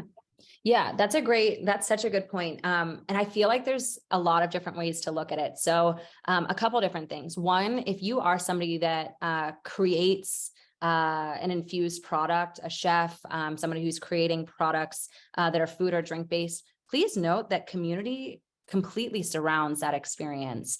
You can put on a community activation or event with a local operator, assuming they're able to do that, and really create a community around that food.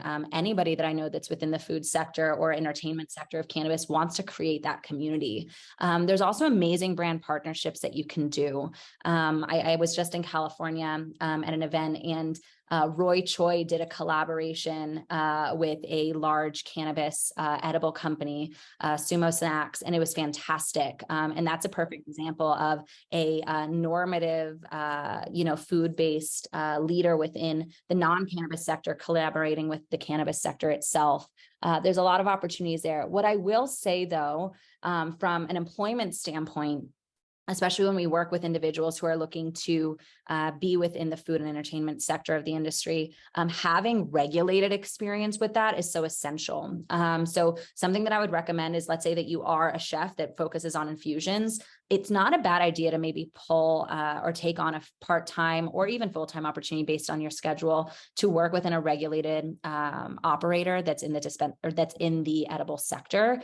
Understanding dosages and the compliance that are going to affect your business if you want to take it into more of the mainstream cannabis culture is probably not a bad idea. Understanding the dosages, understanding what people that are actually creating those edible experiences on the regulated side of cannabis have to go through, food safety, et cetera, is essential. When you are working at an edible manufacturer, you don't just have to be conscious of cannabis compliance, but also FDA compliance to make sure that that food is safe for any type of consumer. That said, I would also make sure that when you are creating experiences with food and cannabis, that you're really conscious of different dietary needs. I know that sounds silly, but as our community in cannabis is starting to grow, they are looking for really unique experiences. And the more that you can entertain that, the better. Did you mention that she was in Illinois, Roz? She is in Indiana. Oh, Indiana. I was going to say, Indiana, not yet, hopefully soon, but in neighboring states, there's actual consumption lounges that are starting to open up, and you can create an amazing collaboration with them, maybe host an event there, tap into their community and create opportunities for connection. Absolutely. Any other questions? Kelsey, do you mind if I share my screen? And Please go ahead. Can I show them your website? It's so beautiful. Please. Maybe walk through some of that. I think it's just fantastic. Sure. Let's do that as we start to wrap up. After Kelsey, guys, you guys are going to get like a 15-20 minute break. And then, I got a jam-packed panel discussion of all of these cannabis businesses that are either in process or they've gotten contracts. They're going to give you the tea. They're going to be honest and be so open. You talking about connection, about their highs and lows and the challenges, but also the successes. So before we get to that, Kelsey, here's your website. Yeah. Yeah, hold thank on. you for pulling it up. As you guys can see, there's a lot there, but what we really want to give people is the opportunity to actually start looking at jobs right off the bat. I love that you have the opportunity to create a free profile if you are a job seeker or even a company and start networking. Tell me where to go. Just you check. I'll be Yeah. your Yeah, I'll you be can your actually scribe. just, You tell me where to go. yeah. So with that latest jobs, you see that in there. If you click on resources, Roz, real quick, Yep. you're actually going to be able to see any of those reports or blogs that I mentioned. Our reports are fantastic. They are always sourced from the people that represent our industry. Like I mentioned, our jobs report, there's over 417,000 jobs in cannabis right now. For our salary guide, we actually do pull out salary data for every single article. So if you are trying to understand how to build your service offering models and want to understand what people are paying individuals in the industry, please look at that. It's a 35+ page report that's fantastic. If you actually go to sign up right over there, Roz, you're actually able to see where you can create a profile. Once again, that is free. So if you are a small business looking to hire in cannabis, or a large business, whatever aspect, you can create a free company profile. If you are looking to connect with companies, you can sign up as a job seeker as well. That includes independent contractors. You don't have to work directly with one of our recruiters to find an opportunity. You can actually connect directly with companies there. We love seeing the connection happen. So we try to facilitate as many opportunities for that as possible. Awesome. Yeah. And then it sounds like eventually once you sign up, you'll be given like an opportunity to sign in based upon your area. Yep. Awesome. Yep, that's correct. So once you're on there, you guys, you have a dashboard that shows all the different job opportunities that are available. You'll be able to see all the companies that are hiring and actually connect with the hiring managers that are there. Jameer, I just saw your comment around our reports. Thank you. I appreciate that. I lead all of our reports and build those out. So thank you. It means a lot when we put in months of effort into these reports and people actually see value in them. And please, if anybody you need help getting access to the reports, or if you want to talk through them, let me know. We try to cover as much information there as possible, including diversity, which is, I know, what we've been talking about today. And we benchmark diversity, whether it's good or bad. I believe in diverse transparency. So please let us know if there's something that you don't see. As you're seeing there, you guys, some of these jobs were literally posted yesterday. So we have jobs posted every single day, and you are more than welcome to apply to them for free. If you are looking for more of a high touch opportunity to work with our team, we also include opportunities to work with our recruiters. They can help you discreetly look for jobs, or if you're just looking for advice on where to start, please reach out to me directly. I'm always happy to help. I'd love to figure out how I can get you connected to your next opportunity as well. This is awesome. So when you look at this is the search or whatever. So you could put a click here and for a gig, correct? So is that? Yep. So that pulls up our gigs opportunities that we are recruiting on right now. Please note, you guys, that this list might look smaller, but that's because we have so many that are going on any given day that they might be filled before you're even seeing them. So if you are looking for a gig opportunity, you can absolutely look here, but I would actually reach out to someone on our team. You can send me a note and I'll get you connected with them. These gig opportunities move very fast.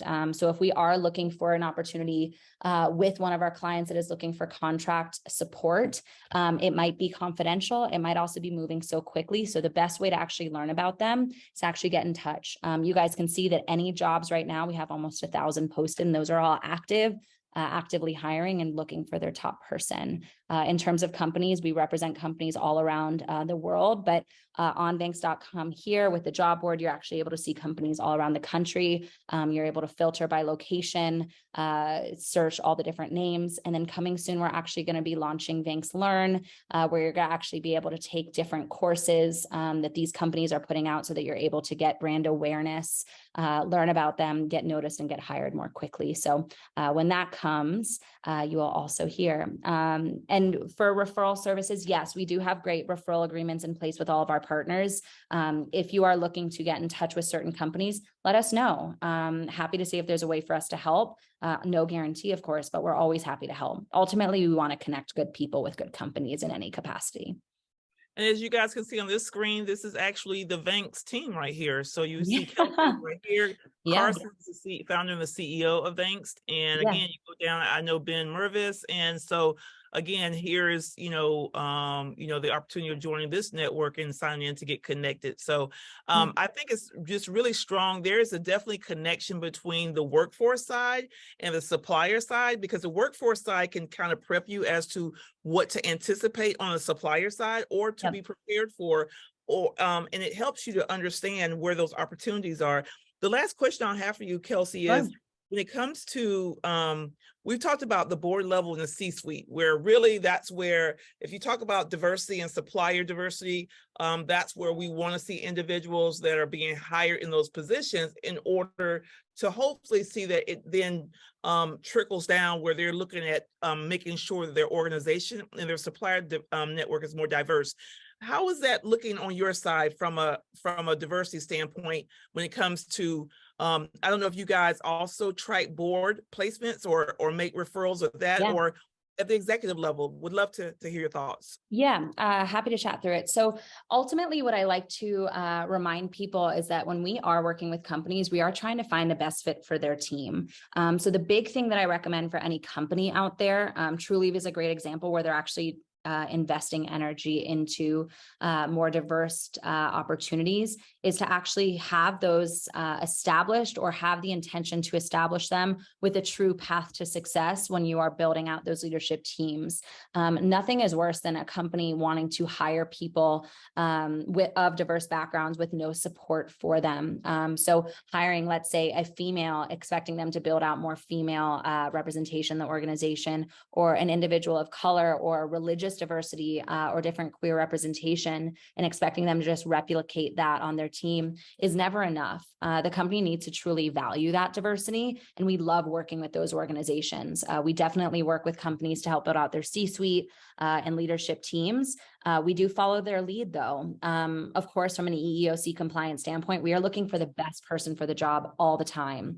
The ways that we encourage diversity within that search is to make sure that that team is, one, prioritizing diversity as a whole in a very authentic way, but also giving them insight and consulting with them on how to bring in a more diverse subset of skill sets. For example, if you're looking for such a specific niche position, you are naturally going to be excluding people because of that. Looking at supply chain, for example, if you're looking at someone to oversee your manufacturing facility and you want someone with Six Sigma certification that has an MBA, that has 20 years of experience, that comes from Apple, that comes from this, well, look at those individual requirements and understand that a lot of times there's a lack of diversity within those skill sets. And that in turn is going to lead to a lack of diversity on your team. We want to advise people on that, and we walk them through that, because just by being a little bit more open-minded to people and their skill set allows you to have a more inclusive conversation. I'm such a big believer that in cannabis, sure, an MBA is wonderful. I love it. And I think for certain jobs, it's essential at times. But if you have somebody that has grit, you have somebody that is dedicated to working hard, you have somebody that is able to adapt to new environments, skill sets, and really is agile and able to just hustle their way in the company and work hard, that's irreplaceable. And anybody could have that. So we definitely try to encourage companies when they are hiring for their C-suite to look at the person, not just the resume, because if you're only looking at a resume, you might be missing out on fantastic people. Finding that balance is essential, especially in the C-suite. Like we talked about earlier, if you don't have diverse leadership in some capacity, you're never going to have a diverse team. That diverse leadership is going to be pushing for better and more inclusive policies. They're going to be creating processes that actually support that, et cetera. So yeah, lots of consulting on that front, but that's the beauty of working with companies that are hiring in the C-suite. It's not a transaction. They're finding the right fit, and we love to do that. Absolutely.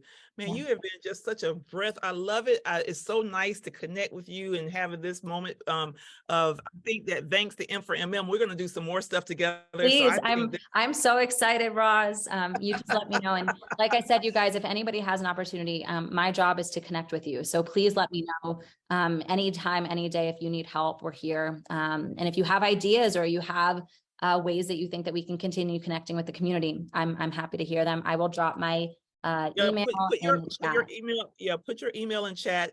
And okay, so we're going to put you on the spot, Kelsey. Predict, where do you see cannabis in the next 5 to 10 years? Where do you see it? Oh gosh, in the next 5 or 10 years, Well, there's two paths that you can go down. You can either go down the federally regulated or not. I would prefer it be up to the state because I don't necessarily want the federal government and cannabis dictating everything, but I also understand that it's beneficial in some ways. I would love in the next 5 years for safe banking to be approved so that people have access to capital and safe banking opportunities. I would love for almost every state to have a regulated market and operate independently, but have an opportunity for interstate commerce to create more opportunities. I think that there's a lot that can change. I've learned in cannabis because when I joined in 2016, there was only 6 markets with a regulated program, and now there's 39. Anything can change, but what I will say is you want to control that change. So be an advocate and advocate for the policies you believe in is so essential. I know for me, like when I see safe banking now getting reintroduced, how are you advocating that to your network? If you can actually have safe banking, that creates a whole opportunity for diversity within the industry that people don't even understand because of generational trauma around investments and opportunities there. So in the next 5 years, I hope that you and I are still sitting here laughing about these moments that we had to deal with that were troubling and celebrating the fact that we were able to get through those milestones and include more people in the industry that are working towards the same things. Well, amen, sister. I think 100% safe banking is up for a hearing on Thursday. So I will be back in DC. I've been there for 3 weeks in a row. Yeah.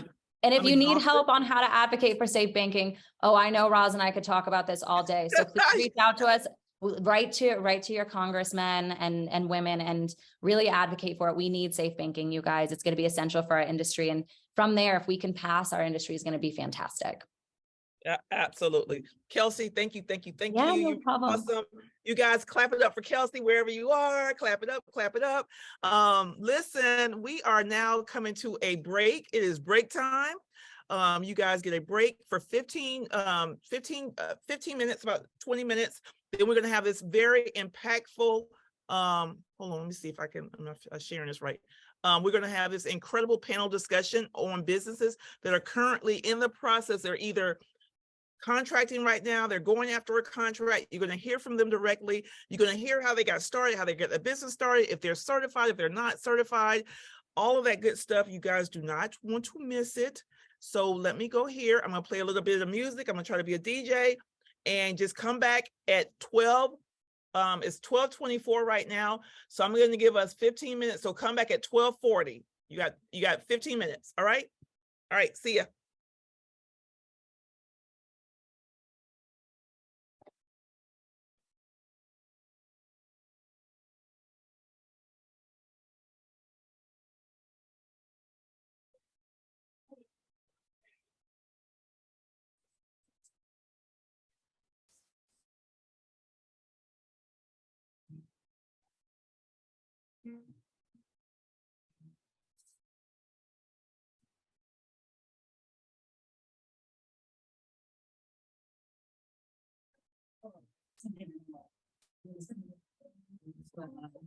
Sarah, you can't just like I've been in Paris, Peru, I've been rock and I speak very fluent Spanish. Todo down in chévere.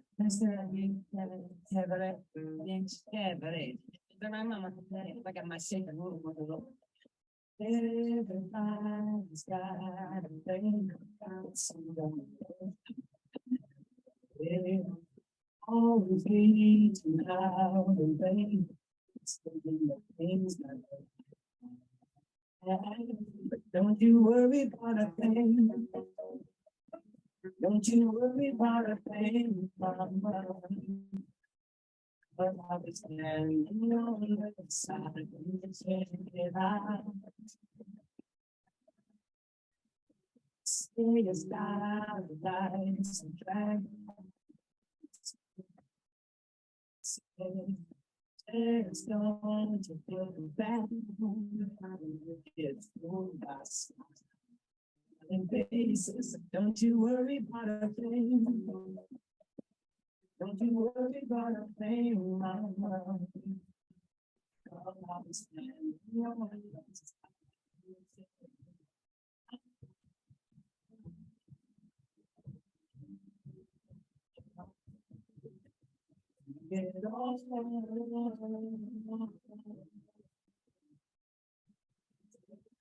Don't you worry.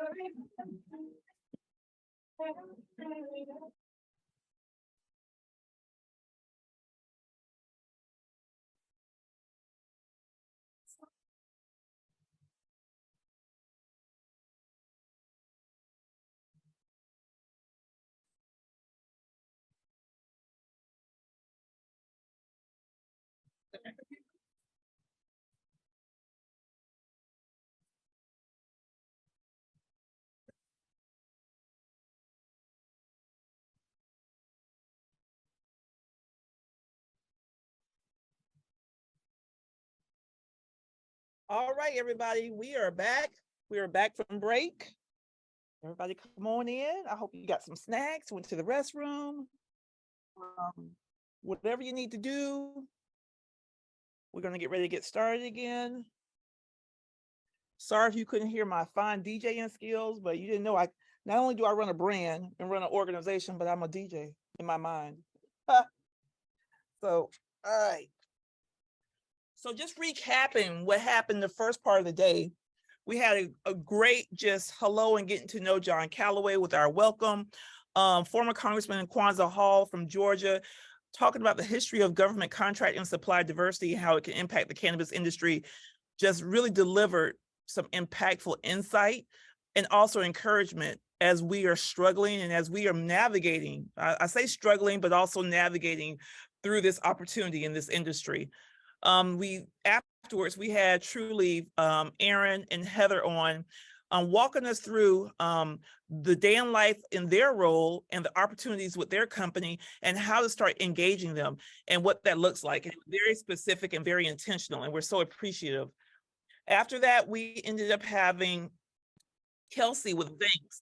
And man, I learned so much about, they are the top hiring workforce platform services globally, and where the opportunity is and how you can make connections to fuel your business growth in this industry and also using their platform. So I encourage everyone, if you're a supplier and you're not on their platform, I would get on their platform as quick as you can. So next we have this panel discussion, and it's about how did I become a supplier in cannabis? And so I'm going to take off my screen and I am going to unmute our panelists, and I'm going to just introduce them and let them tell you, they'll give just a 1 minute or less introduction of who they are. So our panelist that we have today is Mr. Keith Parker. Hey, Keith, can you hear me? Hey, Roz, how are you? I'm wonderful. And then we have, let me go to my participants. We should have Anthony Winston with Winston Engineering, Inc. Anthony, how are you? I'm doing well. How are you? I'm awesome. So glad to see your face. And let me see, I'm looking for Joe Fernandez. Okay, I don't see Joe yet. Hold on one second. All right. And then we have Wayne Little. Wayne, how are you? Good and great. Nice. Great. Awesome. And I think, let me make sure. Yep, you can turn your camera on. I'll get your cameras on for you. Hold on one second. I got people coming in the room. I got cameras going at the same time. Let's see.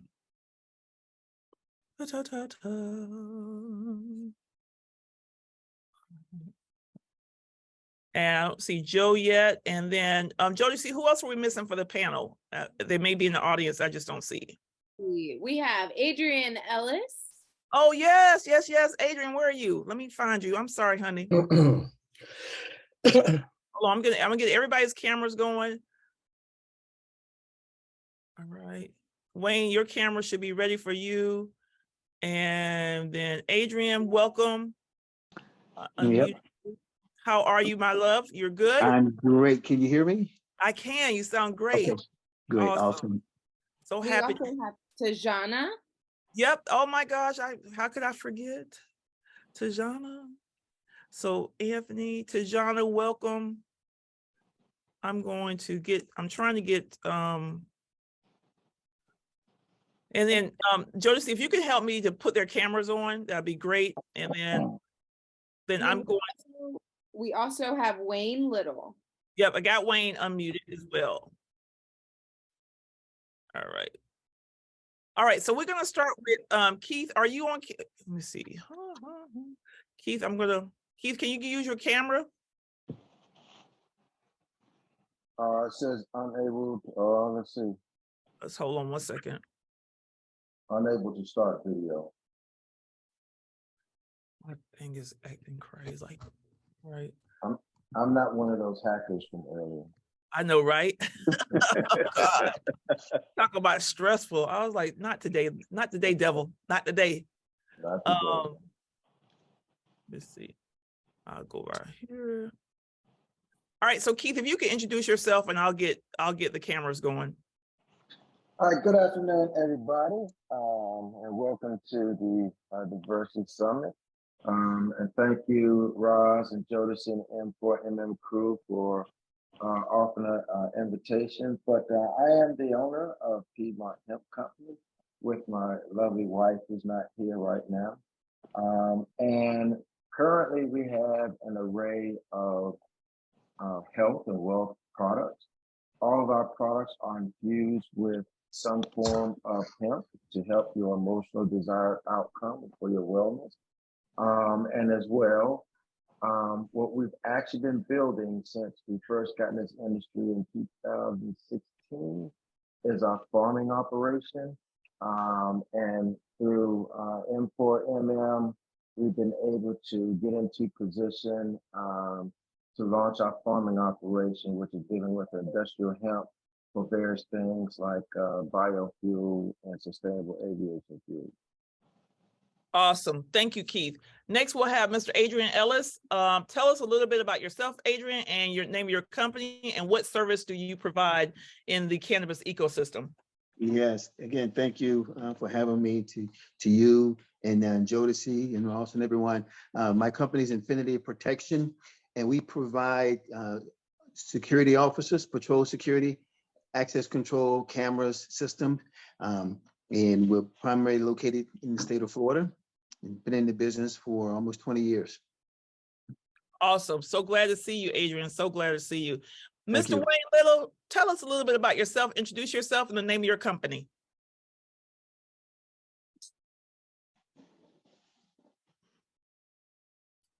Hi, yes, thanks again. Thanks for everyone. Thanks, Roz, for this opportunity, and Jodeci. Absolutely. My name is Wayne Little. I'm the owner and founder of a company called Metnology. We are a cloud IT service and managed services provider. Been in the industry for about, in the cannabis industry, leveraging this service for about 6 years now. And we provide everything from software licensing to architecture.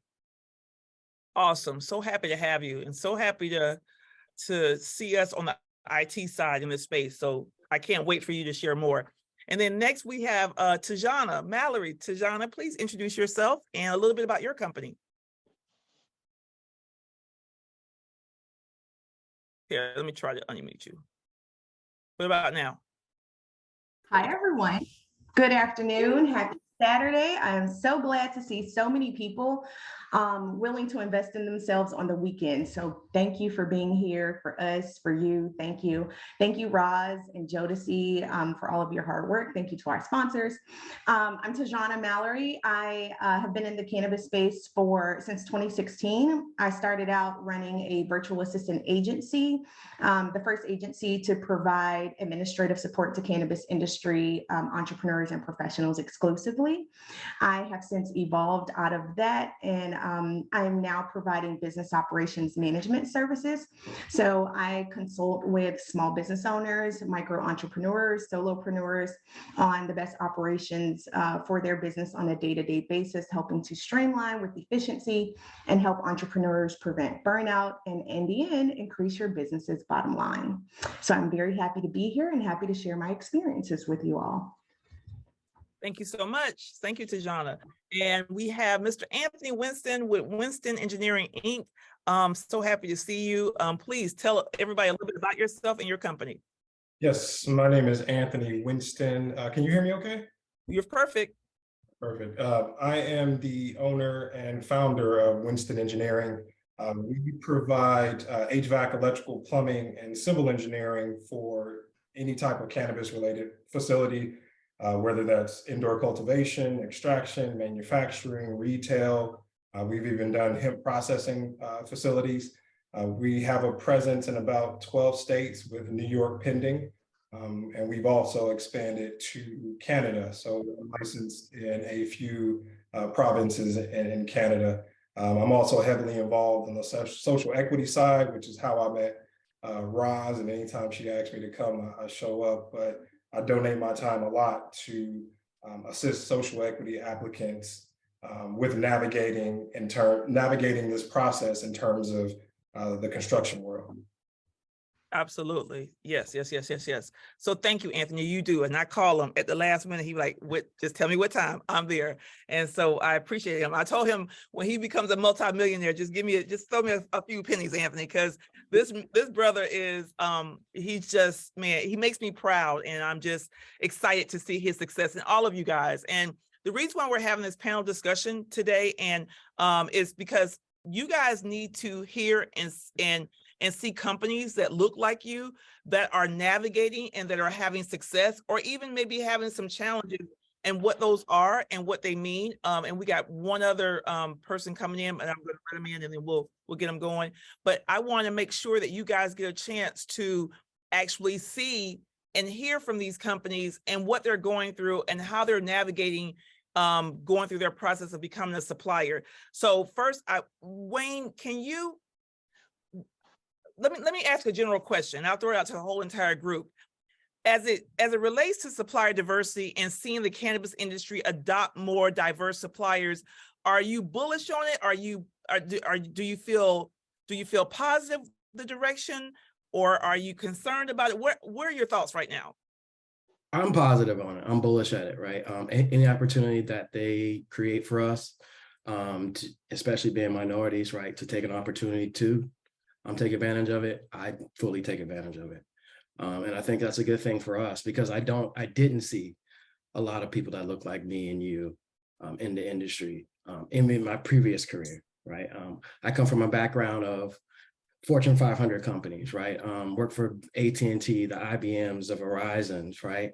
I didn't come across a lot of people that look like me, but we were all at the end of the day providing that service, right? So when I found that need in the cannabis industry, and it was great that Aaron and Heather were on earlier, because Trulieve is one of my biggest clients, right? And I went through all of their programs, and they are exactly what they say they do. They do. That's awesome. That's awesome. Anybody else? Are you bullish on supplier diversity? Do you think it's a bunch of like, is it just kind of pie in the sky right now? What's your thoughts right now? Bullish all the way, Rod, bullish. And there's a reason why. It's from our experience.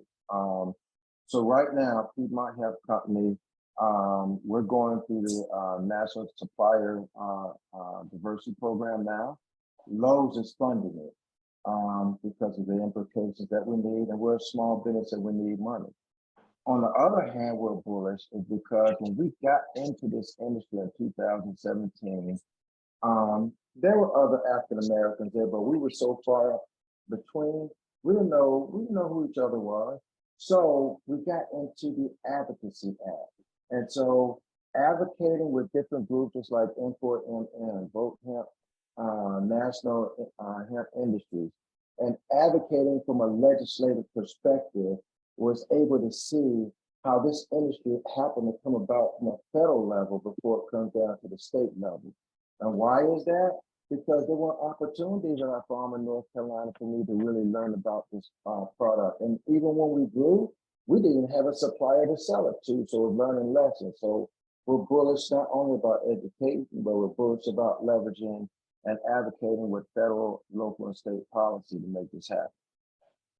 Absolutely, that's awesome.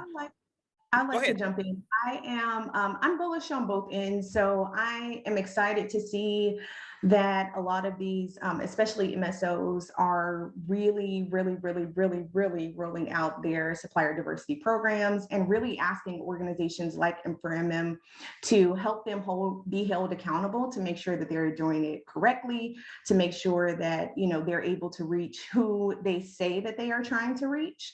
But I'm also really bullish on us as diverse suppliers, because I have had a lot of experiences with clients who roll out supplier diversity programs, but we're just not ready. We don't have our things in place. We don't have our certifications. We don't have our capability statements. We don't have all the things in place. And I know I speak to it from, you know, a business operations standpoint, but these are the smallest, the lowest hanging fruit that these companies are telling us, in order to participate with us, you need to do X, Y, and Z. And I feel so incredibly disappointed when we come into these spaces and we are not ready. This is why I'm so glad that I keep hearing this certification, get the certification. It's literally, it will open an incredible amount of doors for you. I'm in the ancillary space. I'm also glad to have been hearing that a lot. And especially doors in the ancillary spaces. If you provide a service to the cannabis industry, you can probably provide it to any industry, depending on, you know, obviously what you're doing more specifically. But all of these things can open up doors for you in your city, in your state, and then like in your industry, and then allow you to also be a diverse supplier for major companies, not just in cannabis, but the AT&Ts of the world, the Verizons of the world, all those other Fortune 500 companies. So I'm bullish on both sides. I'm like, yes, they're doing it, but are we ready? Have we lined up all the things that we need? Absolutely.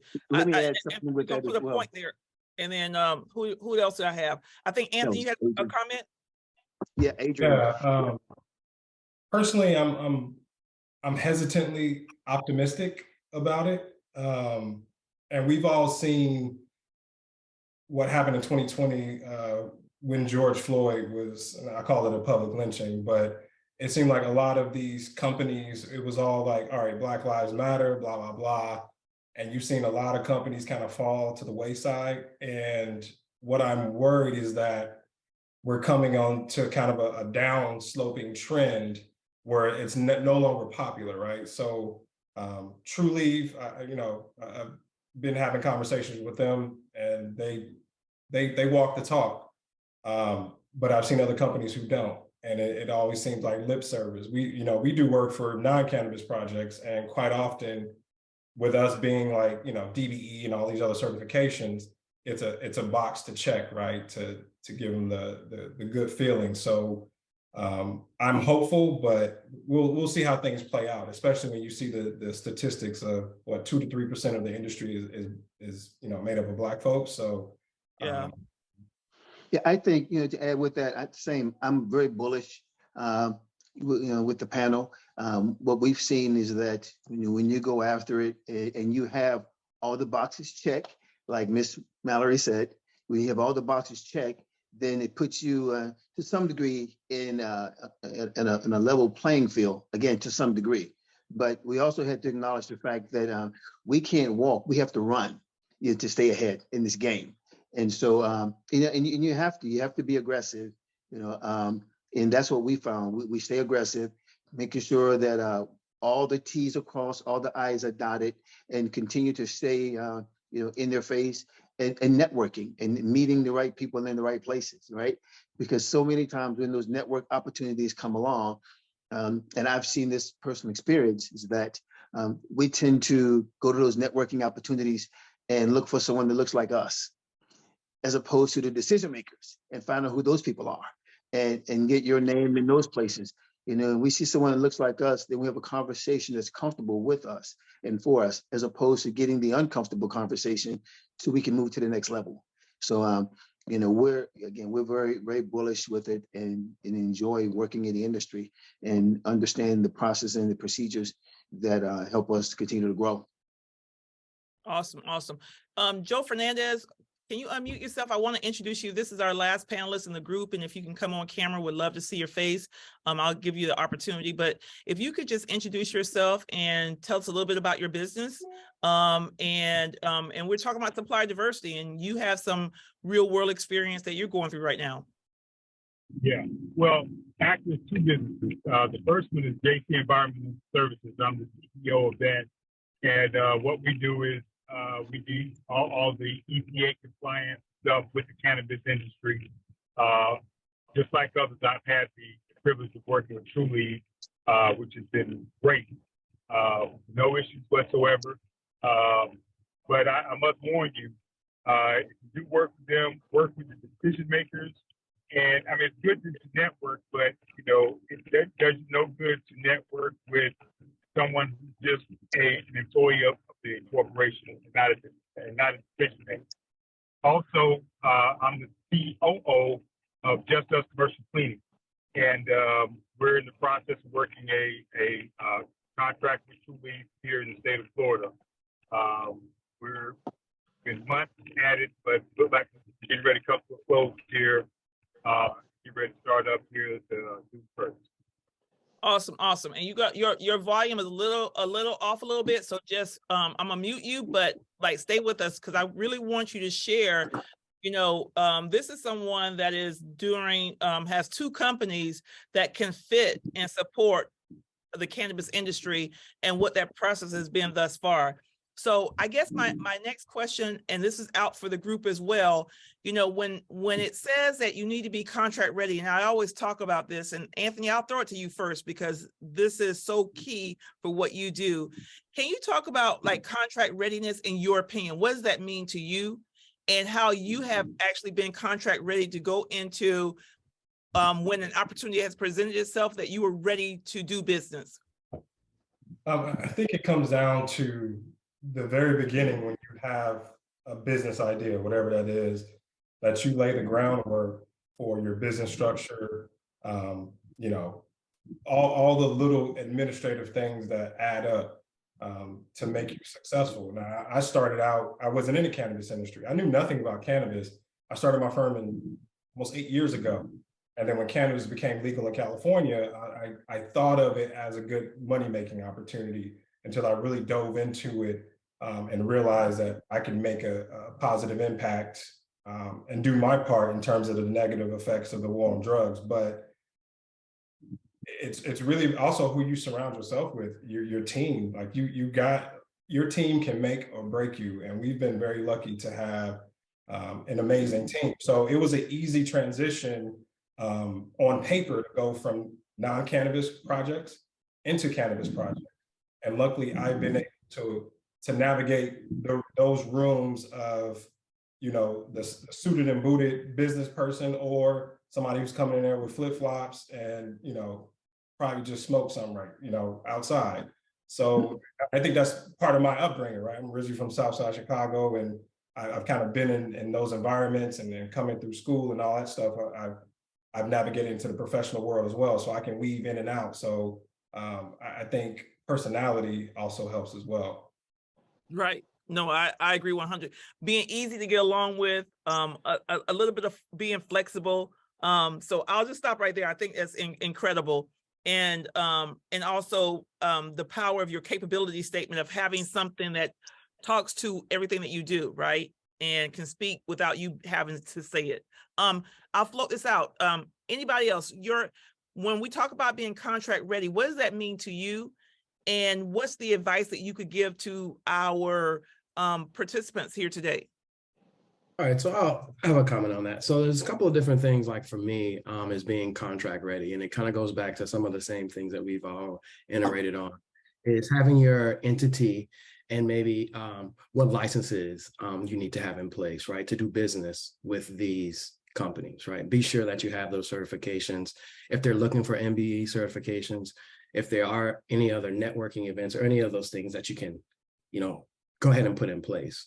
Also, having the finance, right? Because if you're going after these big companies and your normal deals are, you know, $4,000 to $5,000, when you approach a bigger company, their minimum might be $50,000, right? Be in a position to, if you don't have the funding, have different avenues that you can acquire that funding or those lines of credit, which are going to be hard for us as being minorities and in this industry alone.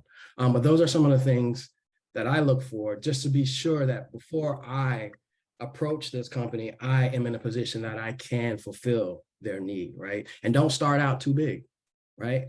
For me, I have a understand how they fight or how they make decisions, right? To Anthony's point, and Mr. Fernandez's point, just networking with a regular employee might not get you, what you need, right? You need to understand who the buyers are, who the procurement people are, how those decisions are made within those companies.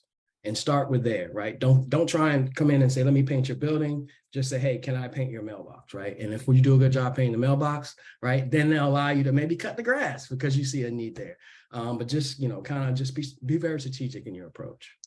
Let me add something to what Wayne was saying also, because Please. the financing is so key, right? Because if you have, a company that's a net 30 and you got to start a payroll, you may not get paid for 60 days. And so in the meantime, you still have payroll that you have to maintain. So if you're doing a net 30 or a net 45, and you still got a payroll company, you may be 60 days out before you get your first check. And so you have to make sure you have that in place. In addition to that, let's say because in our case, we bring on staff, and there may be one schedule. You had one particular client that wanted 24/7, 7 days a week, and wanted 3 people per shift. And as soon as the 11th hour hit, they said, we're going to change. So half of that staff was cut in half. So we had to make those adjustments, making sure you have the proper insurance, things that are lined up. And so those are some of the quick things that you have to make sure that be prepared and be ready. Mm-hmm. Yes. Anybody else? So Tajana. Hey, Ron, one thing I could add. Hold Go on, Keith. ahead. I'm gonna let Okay. Tajana go. Then you after Tajana, Keith. Okay. Go ahead, Tajana. I'm going to throw out a few tangible items, things that I think are, again, low-hanging fruit. I think sometimes some of the things are just so obvious right before our eyes that we work in a very complex industry, right? So we're always looking at the big problems. But I jotted down a few notes because these were things that I wanted to make sure that I mentioned as when it came to time to being prepared. I also kind of teed that up in my intro because this is like my biggest pet peeve is like people are not prepared when it's time for these opportunities to come. So, number one, be prepared for conference season. When you're going to a conference, know exactly who you're looking for. Check out the attendee list. Check out the the conference floor vendor, expo hall. That's what I'm trying to say. Look at the expo hall. Don't go to a conference if you are not prepared. If you don't have anybody targeted to speak to, don't waste your money. Unless there is something on the agenda specifically that you're planning to come and learn about. That's number one. Be prepared for conferences and networking. Be on time. The NFL was one of my clients. We did a diverse supplier. They do it in every market that they go into. Hashtag you get your certification so you can do business with the NFL. Also, there were people that would come in for their pitch interviews and they would be late. Please be on time, y'all. Please be early everywhere you go, please. Clearly be able to speak to the value that you can add to a client. So in order to know the value that you can add to them, you have to understand their problems and the solutions that you can provide. I also want to say, be able to speak clearly to how you define success for your clients, and then be prepared to listen. Not every potential client is going to be the right fit for you. If you define success in a way that does not solve their problems or that is completely opposite of how they're defining success, it may just mean that you're not a good fit, or it means that you need to be able to alter how you define success. But one of the biggest things in encountering potential new clients is being able to speak to how you can solve their problems. So you got to be able to clearly define success to your clients. And then the last quick thing I'll just say, as far as preparation is concerned, is learn how to listen. So oftentimes I get into environments and I see small business owners, diverse business owners, like we're so hungry for the work, we're so hungry for the business that we're just diarrhea of the mouth, talking about all the different things you can do and how many different boxes you can check and all the ways that you can fit in, when really we should be niching down who we want to talk to because we are able to speak to how we can solve their problems. But more importantly, we can learn to listen. Don't be so quick to talk. Sometimes you got to be able to learn to listen so that you can speak to exactly the problem that they have. And that's how you go from networking events and conferences with scheduled discovery calls before you leave. So I just wanted to throw out those quick things. I want to add a little bit more to that listening point, because that is very important, especially when you're having these conversations, because a lot of times the client is not going to come out and directly tell you exactly what they want, right? But you need to be able to read between the lines, understand what their pain points are, kind of even understand. I love when they complain to me. Because I can see other things in the process that I could possibly improve on, or even alter my business, right, to help them build a long-term relationship. Yeah, I was going to actually say, and then Keith, you're next. I was going to say, not only listen, but in order to listen, you have to ask really smart questions. Like ask, it's called there is a process for those that have been in sales. It's called a sales call process. And there's an actual process on how do you close sales, right? What you guys are doing, you are a salesperson for your own company. You are trying to close sales. And so what you're doing is you start out by presenting yourself, but then you go into, before you go into a whole, here's everything that I do, you have to stop and say, before we talk about me, I want to learn about you. And you ask very smart questions and listen for key items that you can go back and say, okay, based upon what I heard, here's what your challenges are. Here's some solutions I can offer. If you do it in a very systematic way, like any other sales professional, you'll be very surprised how it'll work for you. Keith, you got the floor. Absolutely, thanks. And I just want to give a perspective of what I typically see as a small business, and especially since a lot of legislation that has come out, and you have a lot of people that want to get into this cannabis business, get into this hemp space, and what to do.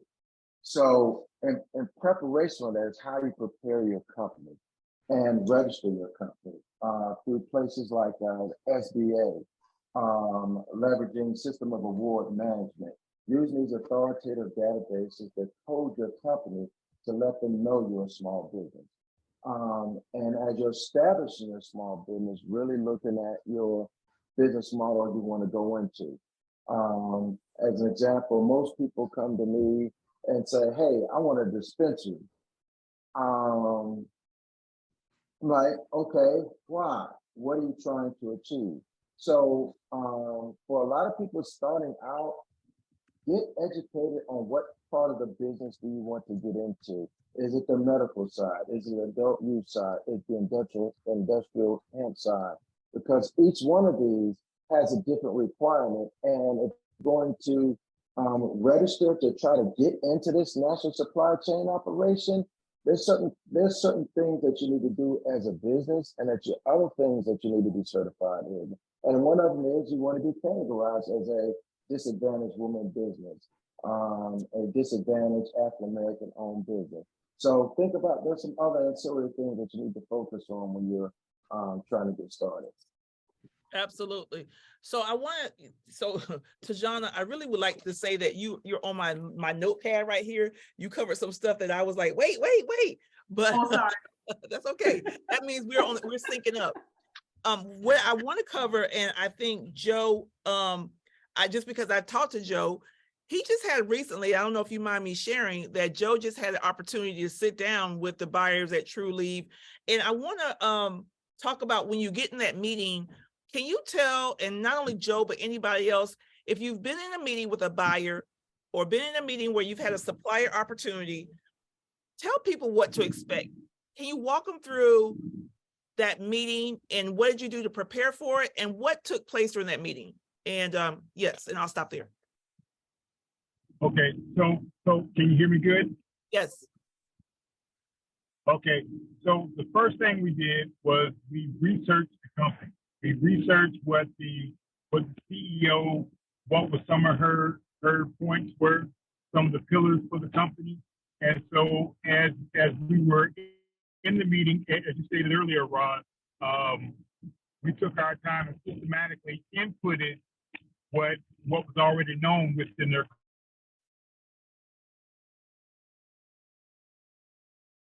We're losing you, Joe. Okay, number one, we were not only prepared,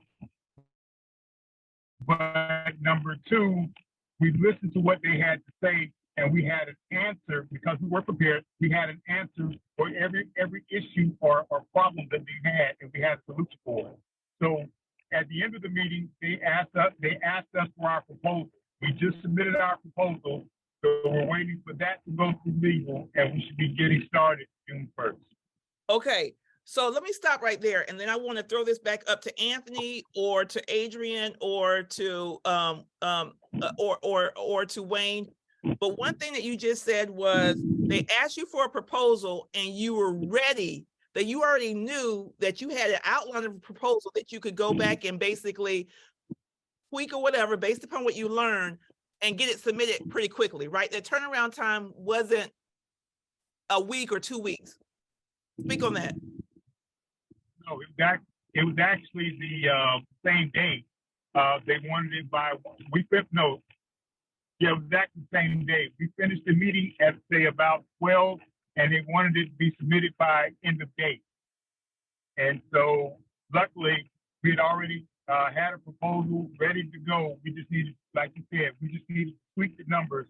Once the numbers were tweaked, then it was just a matter of submitting the proposal. Man, listen, God is good. Somebody had a little praise report in the chat. That's so freaking awesome. Like in regards to, this is the tangible things. This is the little things. So the biggest thing, and I don't know, Tajana, if you have a resource, but if you don't have someone like a Tajana on your staff that can help you do a proposal, being able to understand how do you have a in-house proposal ready to go so that when it's time for a quick turnaround like that, that you can tweak those numbers and go from there. Anthony, have you had situations like that before where I'm sure you have a proposal? How long does it take you, like from a preparation to turn things around? And how's this story also connect with what your experiences walking in and talking to a cannabis company to win that deal? There you go. There you go. So for us, like this goes back to the what we talked about before as to how are you contract ready. So a few years before we even started approaching the cannabis industry, I've already had templates already created. I've had attorneys review the contract, right? So that, and you go back to the old adage of stay ready so you don't have to get ready. Right. Also, making sure that we had the appropriate marketing material. So we have statements of qualification for retail, for distribution, for everything that someone can throw at us. We already have a statement of qualifications that's going to answer probably 90% of your question. And then also when you're in those meetings, not only find out what their needs are, find out why they're coming to you, because quite often we have people coming to us for engineering services, and it's like, well, why aren't you working with your previous engineer? Because you've done this before. And then they'll just start throwing out all the issues that they've had, and you have an answer ready for them immediately. And then once we leave those meetings, we have an office manager. So it's like, hey, can you shoot this off? And we get it to you within an hour or two, depending on what the workload is. So we're ready to go. And a pro tip, check out concordnow.com. It's an amazing contract management software where you have all the legal mumbo jumbo, but then the specific scope you can select and choose, and it automatically throws it in there for the DocuSign type of deal. So check that out, because that allows us to get contracts to people very quickly. Awesome. Any other comments on that? Adrian, so I got a comment there. So one of the biggest things that I've learned, right, when you get in front of these procurement and buyers is really learn the audience, right? And learn who you're going to be meeting with, because a lot of the time these procurement and buyers are doing the very best job that they can do. They're not necessarily involved in why they need this such said product, right? They're just told that, hey, go find this product, go find the best price for me.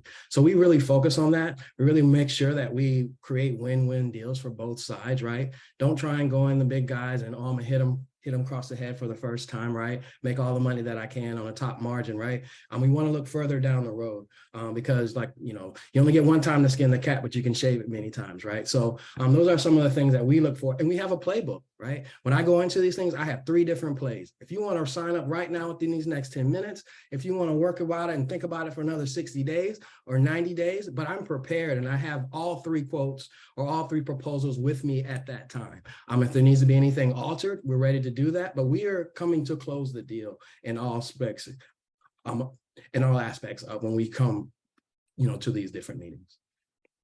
I love it. I love it. I love it. I love it.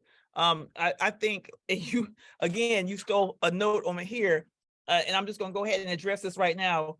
Don't overprice yourself. Just because cannabis is an industry that we're seeing people take advantage of and try to overprice to get in, don't overprice yourself, right?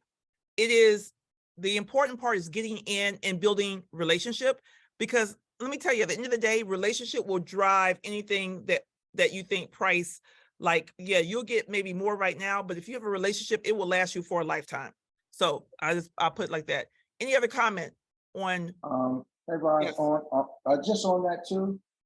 Also, be comfortable with doing joint relationships and joint business terms, because when you do that, there's sometimes you may have a connection with an opportunity. You may understand that you can meet the needs of this business, but it might be a weakness with what you currently offer. And feel comfortable to do joint ventures with someone that may complement your strengths, and you can also complement their weaknesses, and look for different partnerships like that, because that's a way to get into the door and to be sustainable and make your corporation maintain for a long time. I don't know, Joe, if you want to speak to that, that building a partnership, because I think that's so key to what happened. Go ahead. Yeah, that's exactly what I did, because my space is contracting and EPA compliance and remediation and all of that. I partnered with another minority business, and we came in together to create the space that we needed in order to gain this contract from CC. So yes, I am in 110% agreement of partnering with the subject matter expert to gain the goals that you need. And also, I want to piggyback on the relationships. Building relationships is premium, because the last thing you want to do, this is not a 100-yard race. This is a marathon. And so in our case, in this partnership, it's not only a marathon, it's an ultra marathon. So we plan to be in bed with the cannabis industry for a long time, as opposed to a 100-meter race. So as long as you think of it in that mindset, that this is an ultra race, an ultra marathon, as opposed to a 100-meter race, you'll be golden. Absolutely. Absolutely. So you have, Adrian, you got a comment? Adrian. Hold on 1 second. Unmute yourself. Adrian, can you hear me? Go ahead. There we go. Can you hear me? Yes, start again. There we go. Okay. Something that, can you hear me okay? Am I getting Yeah, you're good. Mm-hmm. Okay. Just piggybacking on what Anthony was saying, having the statement of qualification is so crucial and so important. When one client reached out to us literally by email and wanted our statement of qualification, we had it in a folder and literally emailed it to him right there in 20 minutes. And so we started a dialogue right there. And he immediately said, hey, I want you to meet with my state Florida guy. And 2 weeks later, he and I were having lunch talking about what we can provide for them, because of course he was asking the questions, and something you said earlier, that Mallory was saying, listening, Yes. And so Yes. you sit there and listen to what he wanted, what he was asking for. And again, of course he threw out the little question. I know he was just testing the water. What makes us different than one of the biggest security companies in the world? And as I told him, bigger is not always better. There's not a lot of levels of decision makers for him to make some adjustments when those things happen. So we had the statement of qualification, we had a contract, everything ready for them. We emailed them everything. And again, something you said, Ross, is we weren't trying to break the bank, and we wanted long sustainability, working with the client and building a great relationship with them. And when we give him the price, his exact words were, You guys are gonna be with us a long time because you're right in there where we need to be to continue to grow our brand and what we're doing. Yeah, it's something to be said that I'm not trying to tell you to lowball it. Well, I mean, if that's your strategy, that could be a strategy. But I'm telling you, there are so many other companies that are trying to take advantage of the opportunity with cannabis that if you come in knowing your business, presenting yourself, being on time, and all the different things that I'm sure Joe and his partner did in their meeting on Wednesday, I think, and then you have great pricing, it becomes almost refutable. Like you can't, like there's not even an option to have a conversation about, well, we'll get back with you. It's like, okay, how can we start doing business now, right? So those are the type of things that you just gotta like get ready for. I don't know if anybody wants to talk about a capability statement and what that is and what parts of that what type of content needs to be inside of your capability statement. Yeah, I can speak to that. I was originally going to say if when I started my company, I had no examples. I didn't know any other firm owners. I literally started my company from Google and how do you start a business? And luckily we've been successful. But if you got questions, I put my email in the chat, but I'll send you a copy of our contract. I'll send you a copy of our statement of qualification so that you have an example of something to at least start from. But in a statement of qualification or a capability statement is typically a streamlined one-pager version of your statement of qualification. So it includes what you do, who you are, why you do it. I think that needs to be number one, start with why. And then examples of your work in a clear, concise manner. Like don't vomit a ton of words like people do on LinkedIn when they hit you up with 3 pages of stuff, because most people aren't going to read it. And then the statement of qualification dives deeper into it. Now you dive deeper into all of those items, but then you also provide the resumes of the key people on your team, right? We have a total of 12 team members. I'm not going to put them all on there. I pick and choose based on what I think, who will best serve the client so that they understand what we can do. So I'm on the screen right now, guys. I'm actually showing you this is my company that I started in 2016. So it's an older capability statement. So when it's a statement, it's not just like one thing, it's actually telling about who I am, right? And so this, if you look at this, it has like my address, it has my point of contact. And this is something that you can find online. They have templates for this. And I just basically created a template that could be utilized in cannabis, that could be utilized in government contracting. I used to be a government contractor and it had my differentiators, who am I, about my team, it had my website. It had past clients. So I used to have the Department of Veterans Administration and Bango, and these are all my past clients with my services provided. And then this was me, right? And in my younger days, but it gave them a picture of who am I wanting to do business with. So not saying that you have to it has to look like this, but I want you to see the core competencies. Here's my core competencies. And it's well put together and it's sharp, because presentation is everything. Don't have anything looking half crazy, because that's what you're gonna get, half crazy. So I'll stop right there. See, these are very important. It's basically your resume for your company, right? Quick, easiest way to see if you're a fit for that company, or know, if they need you or your services, right? Without having, to Anthony's point, a book or a 5-hour conversation on that. So I feel these are very important. And to get examples, attending some of these conferences, right? Get other people's capability statements that are in your same field, right? And compare them, use them. There's no need to reinvent the wheel, people. Yes, like, Lord. Exactly. Yes, Lord. Just grab one. I have mine always at my desk, right? At any time, if you ask me, I'm gonna be able to pull that up and email that out. But don't try and reinvent the wheel there. Use other people's. Hey, if Wayne didn't drop a nugget right there, he dropped a nugget, because copy and pasting is my best friend. Then I go and tweak it. I make it specific to me. There's nothing out there on the internet that's just original, like just totally original. And I'm not telling you to plagiarize, but You don't have to Well, start from scratch, for Well, sure. let me add there. There's one of the things that I think we all need to embrace that's around is AI, right? I don't know how many of you use ChatGPT or any of the AIs that are out there.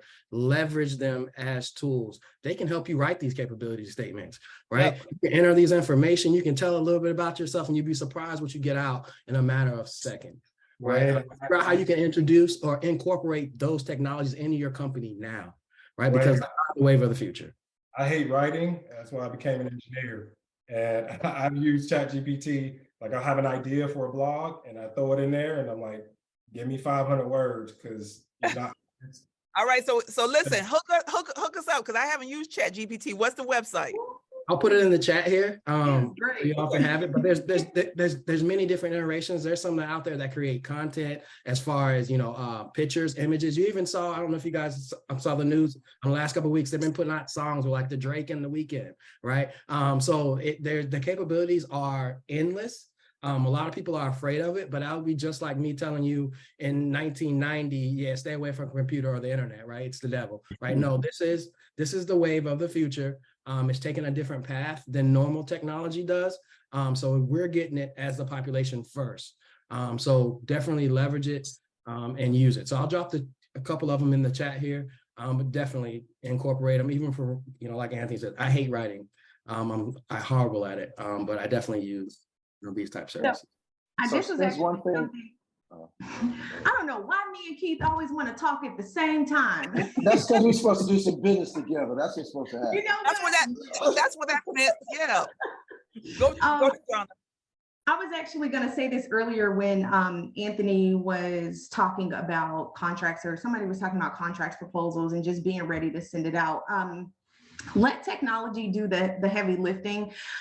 It has gotten a lot more automated than when I started in 2016. And, you know, for anybody who's been in business for a long time, but as they were saying, like, have those proposals ready, be prepared to just open it up, tweak it a little bit, hit send, like let all the technology do the work for you. AI has now, and for anybody who is not paying attention to AI, you're already behind, but the great news is you're still at the beginning of it.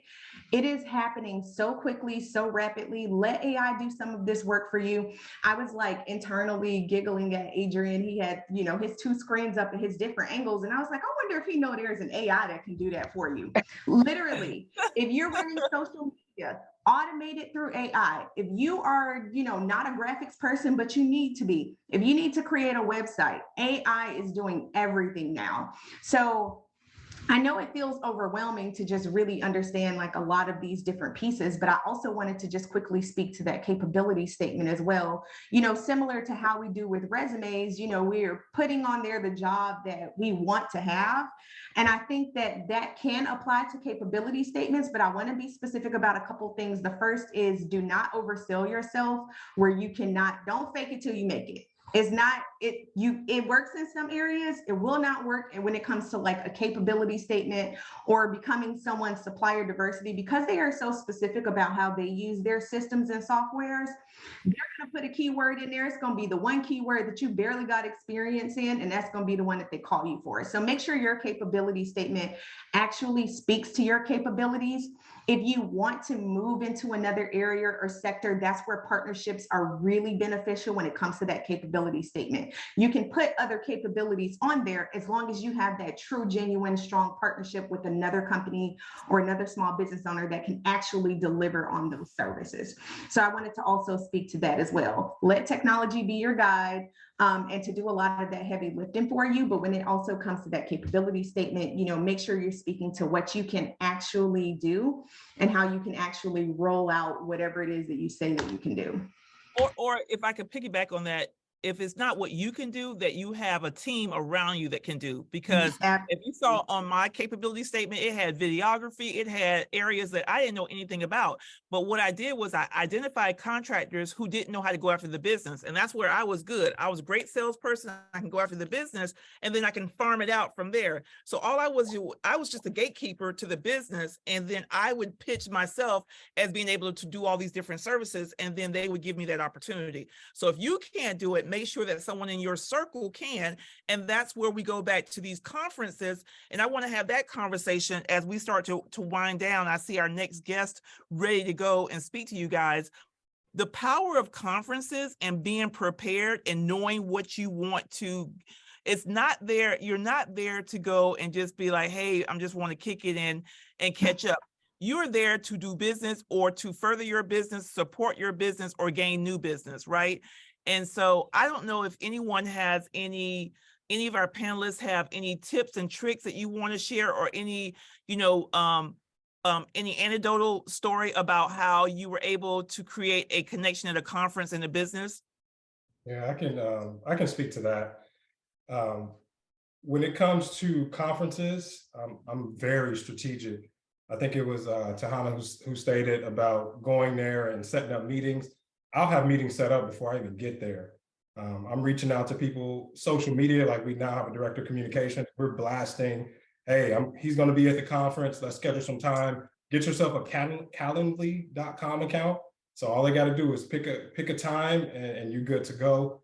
The second thing that I've learned, try to be a speaker at these conferences, because that type of exposure is the best that I've seen. You're in front of a bunch of people. Don't oversell yourself, say what you do and move on to what the topic is, because you don't want to come off like that. But try to make sure that you're speaking on something that's very thoughtful and that could be very beneficial to people. I've spoken at probably 4 or 5 different cannabis conferences, and every single time somebody walks up, hey, we need to do business, and it grew into something else. It's awesome. Keith.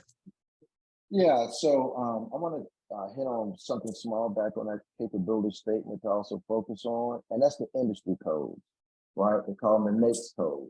And so when your business is set and you're putting in for various different opportunities for your project, in its database, it's a NAICS code, right? It's an industry code. Please take the time in your business to look at what you're strong at and incorporate those NAICS codes and make sure that you have them registered and associated with your business. And so if someone is looking for some ancillary products, yeah, they can look at a bunch of names in a database, but they'll put it in a NAICS code and say, show me everyone that has this capability with these type of ancillary products. And it helps one on the buyer side to be able to determine who they're looking at and keep your name on the list. And number two, when you go into conferences, it really helps with the registration and being able to identify those particular companies that have similar NAICS codes to you that you might want to speak to as part of your market research. Yeah. So you guys see right here and if you want to go, well, I don't know how to find the NAICS code, just go Google, find my NAICS code, NAICS. It stands for something. I don't know what it stands for, but North it's very American Industry Code. Yeah, it's very universal. But as you can see here, my background was marketing, business consulting, and then I did some radio buy-in and so I did everything. I put in marketing, graphic design, advertising, general management consulting, media buying, display advertising. Listen, I knew that whatever I put in, I knew that I could find the support services to make that happen, right? And so that's all the codes that I qualified for under my business, and there you have it. And here's my socioeconomic certifications, SBA, from an SBA perspective, woman-owned, forgot SBE, but MBE, small business enterprise. Yes, thank you. Small business enterprise, minority business enterprise, certified with the state of Florida as a economically disadvantaged small operating business, right? Minority woman, and then my partner at the time was a veteran, so we got the veteran classification. Oh, I wasn't playing around with it, right? And guess what, guys? I gave up all of this to come into cannabis. So this was my life before cannabis, but it was the best. It was the right thing to do, and I'm still excited that I did it. So, all right, so that's that. And so, Roz, if I could just say one more quick thing about the conferences, you were saying like how to prepare for conferences. I would also like to add the biggest thing about making sure that those relationships people that you meet, biggest thing about making sure that they grow is having a great follow-up execution. Because we can go to conferences and collect business cards and have conversations all day long. But when we get back, we're all tired, we're all exhausted, we're trying to recover, we're trying to catch up on work, and it all falls by the wayside. So basically the money that you've spent and the targeting that you have done to get engaged with people while you're there, you found those people, but you haven't followed up with them. So make sure you create a follow-up plan. What are you doing with those business cards? Do you have a CRM? Can you send them some type of follow-up email? It can be a mass email, but adding a personal touch is better. Hey, it was so great to meet you at that breakfast that we had at that coffee shop on 2nd Street. How's it going down in Florida? Hope you had a great time traveling back from Vegas. Whatever the case is, just make sure you have a very, very great follow-up plan, and not just a one-time touch base, but like over the next 3 to 6 months, how are you going to continue to cultivate that relationship? And what are some ways that you can stand out? Can you send a follow? Is there a cheap follow-up mailer that maybe you can mail to people? It could be a little pen, a coin. It could be nothing. It could be a card, a handwritten, hey, great to meet you card. Those are very like specific nuances that are going to help you stand out. And then one more quick thing I want to mention is if you are any type of business owner, but I know specifically for me as an ancillary business owner, I come into contact with a lot of vendors. I don't know if Anthony recalls, you and I worked on some work together in Oregon. I come in contact with a lot of different vendors constantly. And every time I don't cultivate a relationship of a new person that I've emailed or a new vendor, I feel like I have wasted a freebie.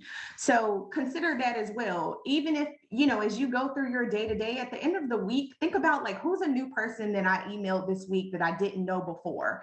And can I add that person to my CRM? And what kind of follow-up can I do to build and cultivate that relationship? And before you know it, all of these little small seeds that you plant, when business gets a little low, you might have a random phone call one day and you didn't expect it, you didn't know to look for it. So I just wanted to point that out as well. When you're going to conferences, be very strategic about what happens before you go, but also your follow-up game afterwards. Yeah, I think I want to piggyback on that too. Follow up and follow through is one of the things that I even had to improve on myself, especially having a game plan, especially going to these conferences. Also, another kudos to you there is building those relationships. Don't always be in a transactional mind state, right? You know, it might not directly benefit you, but introducing two people together that have nothing to do with you, or there's no direct benefit from you, you'll be surprised how those things can come back around and benefit you. So just don't always be in, well, I have no need for them, or I don't know any need for that. You never know. You might need a babysitter or something that you might, hey, Wayne knows everybody or something like that. So always be there. Those also help you build your professional networking because if I can I'll refer work to any of you, I definitely would, right? I don't feel like I sell anything. I give everything away for free and you just need me to implement it. So some of those different things there are always leveraged, making good relationships, even if I have no direct benefit from them in that conference. Absolutely. Thank you all so much. This was awesome, an awesome panel, so informative and lots of tea spilt. So I hope everyone was taking notes, but do know that we are recording this and we are also going to be sending out a transcript. So to those who were on the panel, to Anthony, to Keith, to Adrian, to Jana, to Wayne, Joe, thank you all for your insights. And this is just how we can continue to navigate our own businesses in this very new and robust industry. We're going to keep the conversation going and we're going to call up our next speaker. She has been so instrumental in ensuring that our industry is seen as far as banking and social economics. So without further ado, I want to call up our Taurus queen. Happy birthday. Let's go, Simone. Welcome to the floor.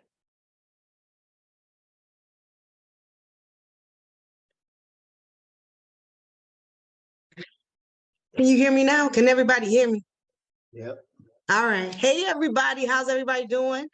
I'm Simone Cason. I am the CEO of Cannabis Capital and proud member of IMFA-MM. Cannabis Capital is an insurance firm. So want to thank everybody for coming in and hanging out. I ain't gonna be that long because I know the other group, they had a whole lot to say. I'm pretty short on it, straight to the point. So being an insurance in cannabis is really, really important.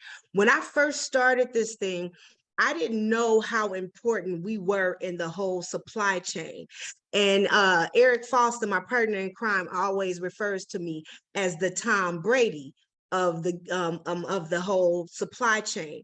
One of the things that you got to understand is that when you are working as an ancillary person in the supply chain, you got to know your position. You are a part of a team.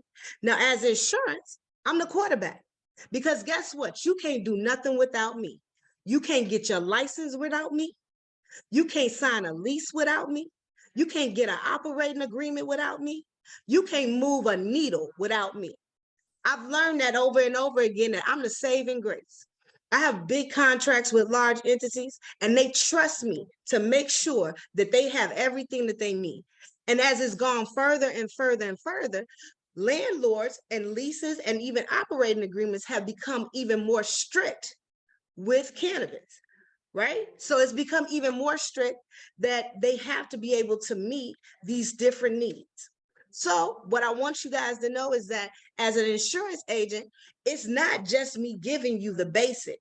I have to know the ins and the outs. In addition to that, I have to be able to wheel and deal and get you the best prices for the most coverage. I'm the quarterback. You can't move a needle without me. You can't do nothing without me. So when I first started this thing, I was green. So was the industry. I didn't know a whole lot. I've been in this game for 5 years. They say I'm one of the best in the business. And I believe so because I study and I make sure I'm one of the top in my craft, right? Most of my business is actually comes from word of mouth. I got one of the best reputations in the business. Most of the agencies, they get 10%. I get 4 basis points from pretty much every market that I work with. Why? Because I got a great reputation. And I'm wonderful to my clients. Even if I mess up, I try to do the best that I can for my clients. Now, I would probably say my biggest probably thing that I tell everybody is show up on time. I can never be late. I don't get the option to be late. I give great customer service. I make sure all of my agents do that. And in addition to that, I would say great customer service. We always try to be in the forefront of whatever is going on. So as I heard people talking about AI, when we started to hear about AI and all these other things, I wanted to make sure that insurance, because I knew that insurance was going to be doing some things. And I saw this thing that said digital insurance. So the first thing I said, I called my partner. I said, listen, we're going to have to get in front of this thing. This is going to be really important. So not only did we go into starting to develop an app, but then we wanted to make everything digital. So in 2014, Cannabis Capital, everything will be digital. Now we'll still be able to offer all of our clients that one-on-one service, but our clients will be able to get their certificates of insurance right off of their phone. They will also be able to get put claims right off of their phone. What else will they be able to do? They'll be able to send referrals right off of their phone. We'll have technology. It will be absolutely nothing that State Farm offers that Cannabis Capital does it, right? So staying ahead of the game. Is there any questions for me before I go any further? Anything about insurance?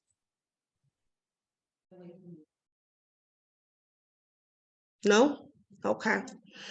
So there's the basic things that you guys got to know about insurance. There's always going to be what the state requires, and then there's going to be what your business model requires.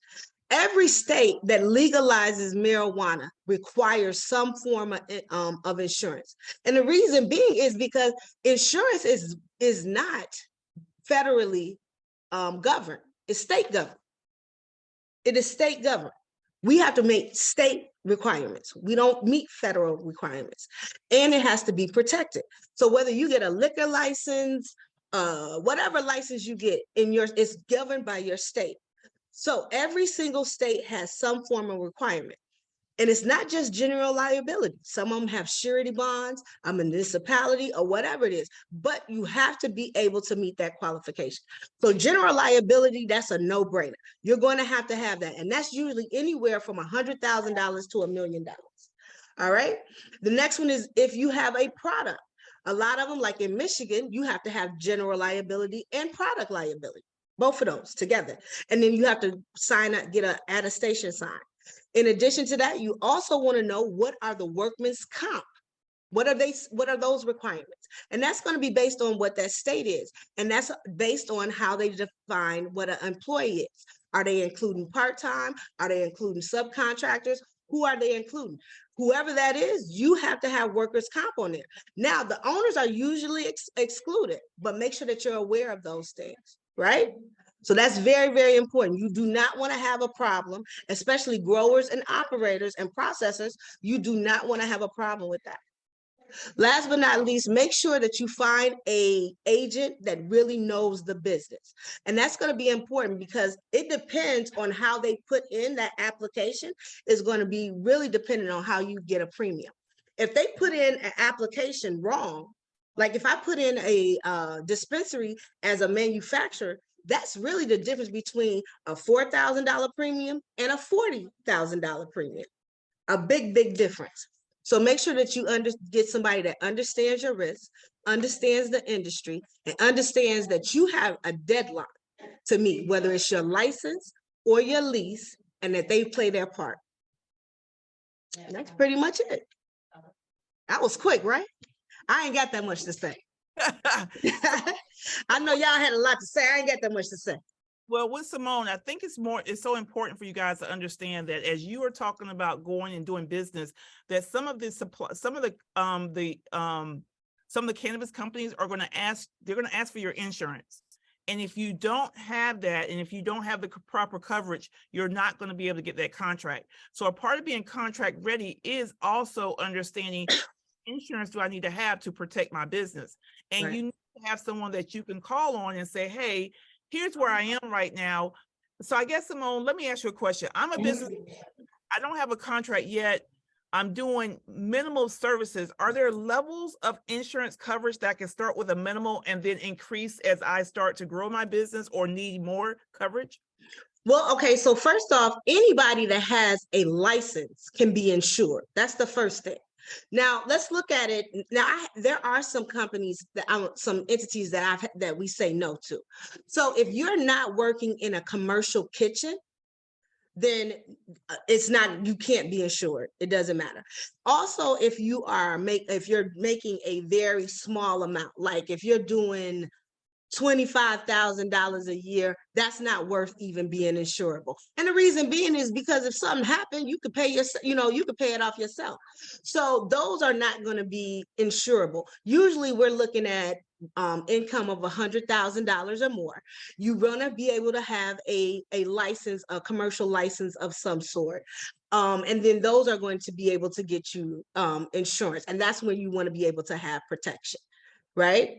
And that's where you're going to get, I think somebody said something about E&O. So we can talk about, I think somebody says E&O. So let's talk about what kind of insurances that we have really, really quickly. So you're going to have general liability, you're going to have product liability, commercial, that's going to be like delivery, right? So any of the delivery licenses or non-licenses, if you have a dispensary, we can be able to do hired or non-hired. What's the difference?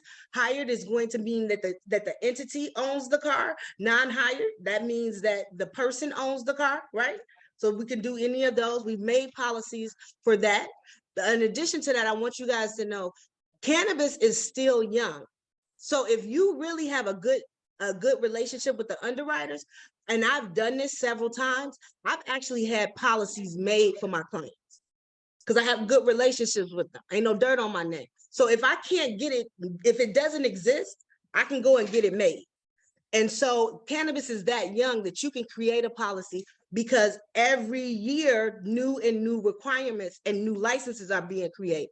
So they do, and the underwriters and the carriers are young enough where they are constantly updating their risks. So as a new license comes up, they change. You can get them done. You can get them to do it. E&O, those are going to be errors and omissions, right? And those kind of like professional. That's for like pretty much a nurse, a consultant, somebody that's consulting in cannabis. Those would get errors and omission, meaning that if I give you some bad advice and you don't like it and you go and tell on me, then here, the insurance will come in if you ever decide to sue me. Directors and officers, that's going to be for somebody that's your executive team, meaning that they have a fiduciary responsibility, right? So if they go bad they fumble the bag, they don't do right by the money, and the people start to sue them, then, because they fumbled the bag, that's where that kicks in. Cyber, so everything is on a POS system. Somebody hacks into the system, takes their money, gets the information from HIPAA, cyber insurance, that comes in. What else we got? Oh, y'all know what I got for California? Kidnapping insurance. So if somebody kidnapped you and put you in a car, we got insurance for that. Yeah. But it's only in California. So Simone, let me ask you a question. So you mentioned about the cyber insurance. So that's not under general liability. So I guess general liability. That's a separate package. So is that the liability? Can you explain that? That's a protection so that if something happens when you are providing a service, that protects that's your protector there. But like when you talked about like cyber crimes or something like that, that's where you have these other separate like nuanced policies, sounds like. Right. So general liability is going to cover like a slip and fall, stuff that happens on the premises in the act of doing business. That doesn't cover your POS system. So let's say one of your employees go in and they go in and they hack the system. So there's two different liabilities that's going to cover that.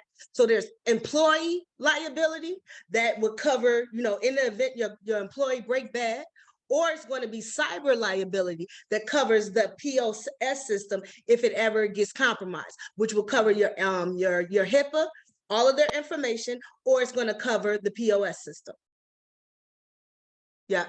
So those are two. Cyber is totally different. Okay. GL doesn't cover cyber. Got it. So I think the main thing with this conversation today for everybody is the fact that you are not growing a business to just have it for a short time, and you want to protect not only yourself, but you want to protect your business. And just like I hate paying insurance on my car, but when my kid gets in an accident, I'm like, good Lord, I'm glad I got insurance, because it is just the nature of business, and it is it's just the environment that we're in. So I want to make sure that Simone was on. Simone, do we have your information in the chat? And yes, I'll make sure I put it in there, but make sure, and I'm going to tell you, so Nikki is on here. Nikki is one of my clients, right? And so Nikki knows that, I have to understand her business, right? So I'm on her team. I'm her quarterback. I have to let Nikki know every way that we're going. I have to fight. So right now, we got a quote that we didn't like. Right. So I had to go back and resubmit and figure out how do we come up with a game plan that's going to get her the most coverage for the lowest price. Right. Right. For the, and that's it. And so you work these deals. And that's another thing. Property and casualty is not like life insurance. Life insurance is how would you feel in the event that you were no longer here to work with your family? Okay, cool. No, property and casualty is, look here, pimping. I'm not doing it less than whatever. You willing and dealing, you arguing with other agents, you on the phone with brokers. I mean, you're talking to CEOs, you got multiple contracts. I'm on two phones from 6 in the morning, and then you're talking to people till 8 o'clock at night, because there are underwriters there in California. This ain't for the weak. It ain't for the weak. It ain't for the weak. We got two hands up. Yep, you do. Hold on one second. Let me let me just get them. Hold on, guys. Let me unmute you. Let's start with the ladies first. Nikki, you're on. Go ahead, Nikki. Hey, Miss Nick. Hey, sisters. How you doing? Hey, Mama Roz. So I just came on here to say how Simone is rocking and rolling, and it is such an experience dealing with her. It is so important to get somebody familiar with the cannabis industry, because people think that I'm in Indiana, everything is so much easier. It is harder here because things are not regulated like it is in legal places. And she is really on the phone on her birthday, after hours, in the morning, on Sundays, advocating and fighting for me to get this insurance. And she is truly one of the best and very knowledgeable. I just had to come on here and give her that promo. Well, she's doing hemp right now in the space. Hemp is harder to cover than cannabis. I don't know if y'all know this, but they don't want to touch CBD. And that's in the climate changes over and over and over again. So right now, CBD is harder to get insured than actual THC. So I'm fighting with these people every day to try to get the truck and the other place. So, but I got a plan. I trick them. I'm tricking them. So that's it. But we're gonna get it done by Monday. Hey, you trick them some more. You don't tell them what the tricks are. Right, I don't tell them. So now I got two different ones fighting against them. I'm tricking them. Thanks, Keish.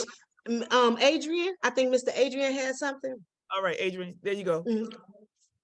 Yes. Okay. So we have a nursery that we're providing services for, and the discussion came up regarding, and you mentioned hired, non-hired for auto. We don't use auto on the vehicle, right? And okay. So we were actually going back and forth with them on that, but of course their argument was, well, we want you guys to have, the auto insurance, even though we don't use any vehicles on the property. Okay. There are no. Why you can't insure something that don't exist? Right, and their argument was, well, my officer drives their car on the property.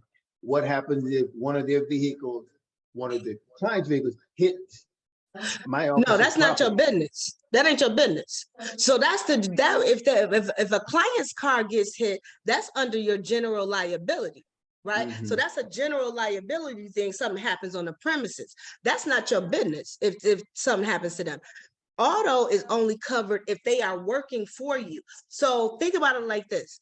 If it is if it's like an Uber, right, then they're going to have a non-hire, right? That means that they are working for you, but they are out there, they're driving their own car. It's owned by them. The hired means that the company owns the car, and that they are working for you, and it's under your EIN number. Okay, so whether either they're working for you or you own the car and they're working for you. That's the only thing that you're concerned about. Somebody coming in there, how else you gonna get business? Right. Well, I mean, no, that's under general liability. Yeah. And another question, they, I've had clients mention to me about being listed as an additional insured on our certificate. You had a client ask you that? Oh yeah. They asked. Why is that your business? They want to make sure that, obviously, I mean, of course, you know this, I'm preaching to the choir talking to you, but they want to make sure that we have our insurance, obviously, and if by some chance our insurance gets canceled, then they will be notified by the company. So they want to be listed not only for that purpose as an additional insured, in case our insurance is canceled, but they want to be covered under our policy. Right. If something is. You know what you tell them? You know what you tell them? I'm gonna say call Simone because she'll be underrated. No, ma'am. You tell her no, ma'am. You will not. No, ma'am. Not today. You will not. No, that's crazy. No, ma'am. Not today. We're not gonna do that. Just imagine if you did that for every client. That's crazy. Yeah. No, we're not gonna do that. No, you can't do that. That's not your business. She needs to be on her own. Either she's gonna trust you or she's not. I mean, that's cannabis, period. Yeah. Right? I mean, we're moving forward with more ideas of medical coverage and all that other stuff. And I mean, insurance wants to be able to cover medical cannabis, right? We all know that. We've been seeing that coming more and more through the Senate. We're hoping that happens. And then at that point, she can do that on her own. But that's not her business. Simone, I got a question for you. So the same situation like when I do an event space and I have to have insurance for that event space, and the event space wants to have their name as the designee on my policy. Is that the same thing he's asking about as well, or is that different? That's different because I'm your agent. So anyway, when you fill out the thing that Jodeci keeps on file, so every time she has one, so every time you do an event, we just do a rider for that day or whatever. So you fill it. Nicole fills out that one section. Everything else is done at the top. All she has to give me is the address, the date, and the time. And then you sign it on the bottom. And then I file it, and then I get that date. That's all it is, because everything else is done. Got it. Right. Got and it. So that rider is going to be for whatever that date is. We send it up to underwriting. Yep. And then it covers for that date. Or if you do 2 days, if you do a festival, however long that is, then we take care of that rider. And then that's it. Right. Got so it. that's for that one day. Yeah. And that's anybody. If somebody wants to host an event, let us know. We do events, and it's really minimal. You know what I mean? Events probably are like between $200-$500, depending on how long it is, how big the event is, what you have. I'm going to be honest with you. If it's rock and roll or hip hop, you're going to pay a little bit more. That's just what it is. If it's slow rock or opera or gospel, you're going to pay a little bit less, or jazz, but they do. But if you put down, it's like, yes, ma'am, they do. Yes, ma'am. If you don't have cannabis on premise, but if you are a cannabis company, like you just have to be strategic on how you present yourself, because there is insurance bias, don't you think, for our industry? Well, okay, so it is. So Michigan, this is a crazy thing. So Michigan has an event license, okay? They have an event license. Now, this is the thing. If you throw an event in Michigan, it's $10,000 all the way. I try to do them all the time, right? If I see somebody throw an event, I get in their inbox and send them a coffee card. What's up, boo? How you doing? Let me holler at you, okay? Because it's $10,000 flat fee. You can't do it without it. Every place else though that does an event and they do it, it's cheap. A non-cannabis, a cannabis event someplace else, it might get into the $2,000-$3,000, right? Because of the risk being a little bit more. But in Michigan, I don't care if you have 3 people, 3,000 people, it's $10,000 flat, no negotiation. Well, yeah. Well, I know we got people that have just come in. I want to make sure I set the room. Okay. On with Cannabis Capital. She's talking about protecting yourself and protecting your business as suppliers. We have a room full of suppliers, would-be entrepreneurs, business owners who are literally in the process of either going after a contract, they already have a contract, they're either growing their business, and the protecting yourself and your business is so key and important. So unless anyone has, Wayne, you got a question. Let me unmute you. Yep. Yeah. Along those lines of protecting your business, right?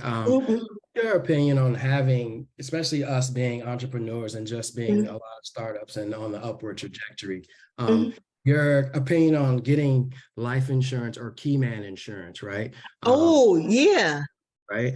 Because all that we discussed now kind of protect us against our clients and liabilities. Yeah.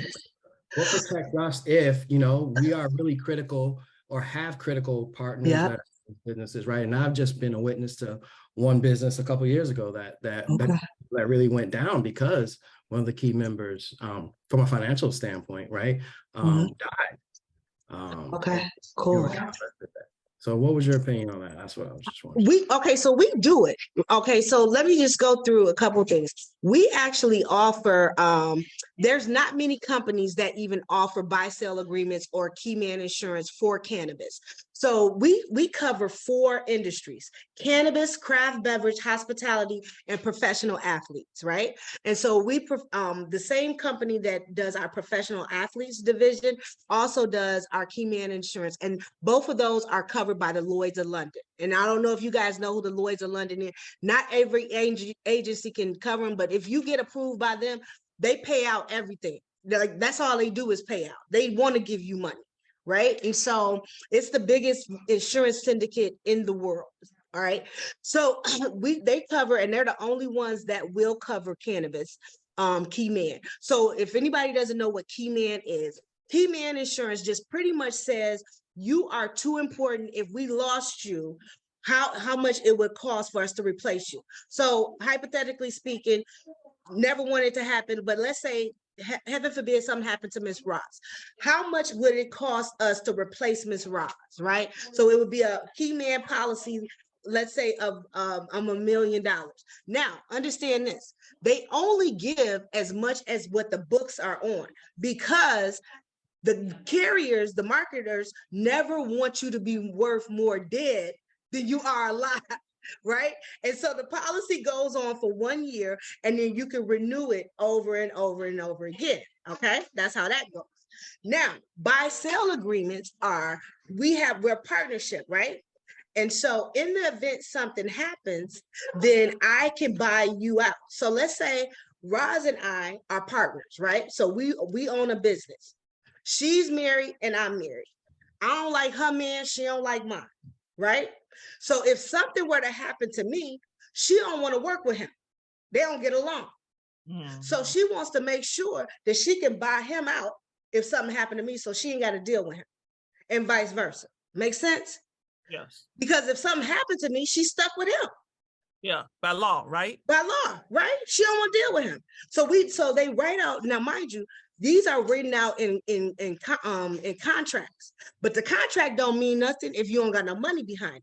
So you write it out, you have a attorney create the contract for both of those situations, but they don't mean anything without the insurance. So the insurance funds the contracts, right?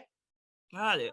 Yeah, so that's how those work. So a lot of partnerships, and I've done a couple of those. 6 gems right there. Beep, beep, beep, beep, beep. Yeah, so that gets it. And I will tell you, so one of our larger contracts, and this is the other thing, now I'm starting to get more operating agreements from MSOs, and I go over and above. Like on my birthday, I had to go back to work to save one of my MSOs. But what I told him is, I was like, look, you owe me. He said, what, a drink? I said, hell no, I ain't no cheap date. So I said, I want the contracts. He was like, you gonna get more? I said, no, that ain't enough. I want everything. And so he said, well, what else you want? I said, I want to be able to bid for all of the executive plans, the key man insurance, and the 401ks. He said, you serious? I said, yes. He said, okay. So yes, I want it all. Ask for it all, but make sure you ready for the party. Make sure you ready for the party. Yeah, don't play no games with them. Yeah. Listen, this is so key to where we are today. We've been talking about this all day long, that you gotta stay ready so you ain't gotta get ready. Mm-hmm. And you know what? My mama used to always say, a closed mouth don't get fed. So if you have an opportunity to go after something, or if it's there and you know it's there, if you don't ask, you never know if you're going to get it or not, right? And so you have to ask for it. So when you're in front of that buyer, say, for example, you're going to meet with Heather at True Leave, and you think thing, and she started talking about something else, and you say, well, and even if that's not an area of your expertise, if you ask her, well, would you be willing to talk to me about this if I have a team to deliver that service? And she says yes, then you get off that phone and you go figure out how to create a team that can deliver that service. And so, and be ready and stay prepared. And don't be afraid to save them and get them out of hot water. Understand this. They are always going to be in trouble because they always late. People in cannabis are always late. If it's a chance for you to save their butt, do it. And remind them that they owe you, because they're going to remind you that they are an MSO. They're going to remind you every time that they give your little butt business, that they going to remind you who they are. So when you say them, you remind them of who you are every time. You remember me? Remember? I was the one when you was crying. Remember me? Yeah, that's me. Yeah. That's so awesome. Yeah. All right, guys. Any other questions? All right, so let's make sure our housekeeping. Everybody got Simone's information. Simone, go in the chat. Go in the chat. Okay, I need to go in the chat. Information. Raise your. Okay. Like how important this is. Who gonna call Simone next week? Because I I got something right now. I'm like, oh, I need to get some of this key man insurance because I'm around here. You have to know who the value is. Keith Parker said, I am. And this is why, you know, Ezra said, yes, I am. Listen. And not only does Simone has been with M4MM, you know, because I will tell you, I'm a little biased with my family. I try to make sure that we have opportunities that are shared within, but that's the power of being a part of this organization with M4MM. And I'll just do a little soft plug that being a member and also being in a membership and being also in leadership, this is what we want to do, is to create the opportunity for you to grow. The more that we grow is the more that we go. And then you come back love on the organization, because M4MM is not here for Roz, it's here for all generations for come. So thank you, Simone, for being on today. This is awesome. Thank you. I appreciate you so much. Oh, I appreciate being here. This is so cool. And I will say, agree to what she's saying. It is about, because now me and Kit do stuff together. Me and Keisha do stuff together. Me and Nikki. I mean, it's so much. And then a lot of, I mean, for me, my small little company starting out with $400, and to be here, it wouldn't have been here without M4MM and all of these great opportunities and speaking engagements. I mean, it really gave me a shoulder to really kind of catapult on. And I did a great job of taking advantage of it, but I wouldn't have had it without the opportunity, right? So it's really a dope organization, and I always tell you how much I appreciate it. Yeah, it's just the positioning you to be successful. All we do is position you. You do the work. You're the one that works after hours. You're the one that work on the weekends. You're the one doing the holiday. You're the one hustling. You're the one being in front of people and asking for the business. But our goal is to make sure that you feel like, let me lift you. Let me help give you that platform to ask for that business. So I think someone had a quick question for you. It was, are there any doing well cannabis tourism? Do you know? Say one more time.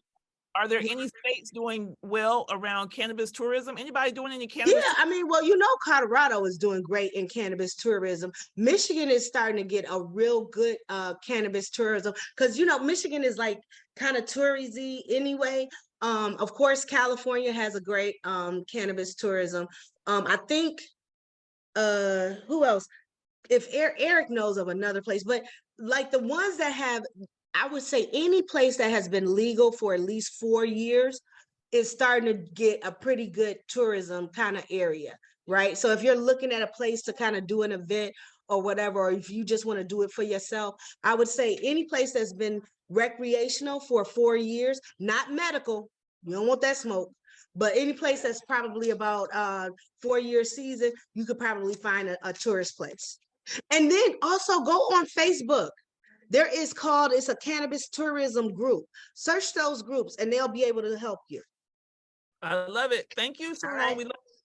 I love you guys more, and I appreciate you. I'm gonna get out of here so I can put in another application. I'll talk to y'all later. Yep. Thank you. Guys, don't forget Simone Cason with Cannabis Capital. As you can see, she's knowledgeable, she's smart, she's intentional, she's quick. And she takes care of her clients. So you guys make sure if you have any questions, you reach out to Simone. We've been talking about business certifications, and I'm just going to go into a little snippet of business certifications. What are they and why are they important to your business? Because I think this is something that is we're going to piggyback on this conversation from earlier to make sure that you guys are positioning yourself to look at, why should I look at a business certification? And so I'm actually going to be doing this short, but brief, but impactful conversation. So I'll take off my screen and then I'm going to share another different screen. All right. All right. So I was able to pull some information that I want to share with you guys. And I want to again, look at this from the perspective of socioeconomic certifications can bring big benefits to small businesses. At the end of the day, any business that's under at the federal level, I think it's $10 million is considered a small business. Now, for me, $10 million is a large business, but for the way that it's recognized as a small business. So how do you, as small business owners, because we all are small business owners, unless you're making over $10 million annually, How do we look at socioeconomic certifications to help build and bring benefit to our small business? And so certifications, what are they? Certification as a small business, a socioeconomic disadvantaged business, a woman-owned business, a veteran-owned business, or a combination of thereof can give you an edge when bidding on contracts at the federal level, at the state level, and also at the private level. The federal government currently awards more than $200 billion every year in government contracts, making it one of the largest, if not largest, purchaser of services in the country. For businesses that are small, woman-owned, minority-owned, or service-disabled, veteran-owned, this is really, really good news because the federal government has a mandated 25% of government contracts should be given to these small businesses that have those requirements. And here are the few points for business owners interested in seizing the opportunities. So remember that we talked about how do we get cannabis to adopt some type of benchmark? This is where it comes from. So if you are like, hey, I want to go talk to my state lawmaker about putting in a supplier diversity mandate for cannabis in law, well, you can start at 25% because guess what? The federal government has a 25% mandate. And if you have a lawmaker that says, well, how'd you come to 25%? Say, well, you know what? The government already has this as a mandate. I want to see this also happen in cannabis. So that's where your point of conversation can start, right? All right. So while a certification is not a mandatory requirement, it's basically a way for you to toot your horn and to talk about who you are as the owner of this company and be able to meet some of the requirements as it relates to supplier diversity. Because unfortunately, you have companies who try to take advantage of opportunities, and now you are having government, your federal government, state government, local municipalities, as well as the private sector saying that, I see that you might be minority owned, Roz. I know that you're a Black woman, but on paper, I need to see that your business is owned by you. I need to know for sure that you are not having minorities for medical marijuana owned by a white guy that lives in Utah. And so this is why you have this process where you have to get certified. Certification is a process by which someone, usually a government entity such as the SBA, Department of Transportation, or an approved third-party certification organization, reviews your business to confirm that it is indeed owned by a woman, a minority, or a service-disabled veteran. And so again, there's numerous socioeconomic certifications, right? And you want to target every single one that you meet the requirement. If you're a veteran, you want to go after that certification. If you're a woman, you want to go after that. If you're a minority classification, you want all of that smoke. You want to be a minority certified, you want to be woman certified, and a veteran-owned certified business. So first you have to make sure that the eligibility. How do you find out if what I'm eligible for a certification, right? First, your company must be owned and controlled by a member of the group the certification is designed to help. So, for example, if you go after woman-owned small business, your company must be independently owned and controlled by women, which means 51% or more. Also, if you're seeking a DBE, meaning disadvantaged business enterprise, that means your company has to be 51% or more owned by women or minorities or meet the definition of a disadvantaged business enterprise, right? Okay. Also, it talks about the size. How big can your company be? That means the limit can be as much as $36 million in case of construction companies, but normally it's around $10 million is what they look at in regards to the size of a small business, right? All right. Also, there's a personal net worth requirement, PNW. That means that you cannot be considered a small business or be able to take advantage of some of these socioeconomic certifications if you have a personal net worth that's over $1.3 million. That means that you have a bank account and assets that are sitting there that are well north of $1 million. If so, that would maybe disqualify you as being able to take advantage of these certifications. Now, If you have a primary residence that's over $1 million, that may be excluded out of the qualifying interest in the business, but you have to go through that process to make sure that that's not included. For the SBA program, which is a government program that's very specific and targeted towards minority businesses, the P&W requirement is a limit of $250,000. So again, they're trying to make sure that people are not trying to game the system and that you're not having high net worth individuals going after this certification. So now let me tie everything back in to cannabis. So TrueLeaf goes after a contract or submits an application to be an operator in Georgia. Georgia says, okay, TrueLeaf, you can do that, but you have to have, and TrueLeaf puts in that application that we're going to have 50% of our suppliers or going to be minority-owned or women and veteran-owned suppliers. Well, the state of Georgia will say, okay, that's great, TrueLeaf, but how are you going to prove that's the case? Then TrueLeaf says, okay, well, we will make a mandate that if you want to do business with us in Georgia, that you need to be minority certified as a Georgia business or be certified by the state of Georgia or have a federal designation. This is why it's so important from the perspective of getting your certification, why we've been having this conversation, because this can help you, even though we're state by state in the positioning of these different operators. If they can show on their books that they have these minority certified by the state or federally certified companies, if they can show this, then that for them makes it a lot easier to meet the requirements they have to meet in order to have that license. Okay, so I'm gonna stop right there because I just did a lot of conversation, a lot of information. Any questions thus far? Questions? Comments? Okay, awesome. All right, so moving forward and moving further. And if you have a comment or a question, put it in the chat and I'll make sure I keep checking it. So the biggest thing to check in regards to certification is, and let me just pull up.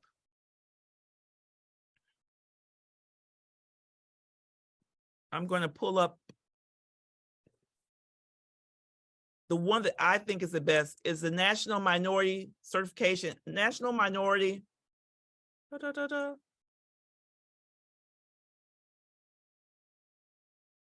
Supplier Diversity Council.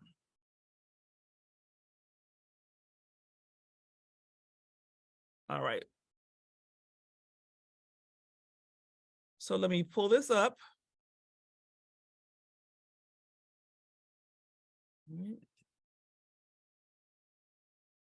All right, here's where you want to go. Ramon, you were asking this question. Here's your starting place, right? This is where you can be able to go and seek information on how to become certified, right? So again, you have National Minority Supplier Diversity Council. Their certification is a certification that's recognized in all of the 50 states, right? So you can be able to go after a certification. And let me tell you something, once you get a certification from the National Minority Supplier Development Council, you can then submit that to your local state certifying body, and 9 times out of 10, the requirements that you need in order for your state to give you a state certification, you don't have to present all that because you already have your certification at the national level. And so that's where those are the type of considerations that we want you to think about when you're thinking about certification.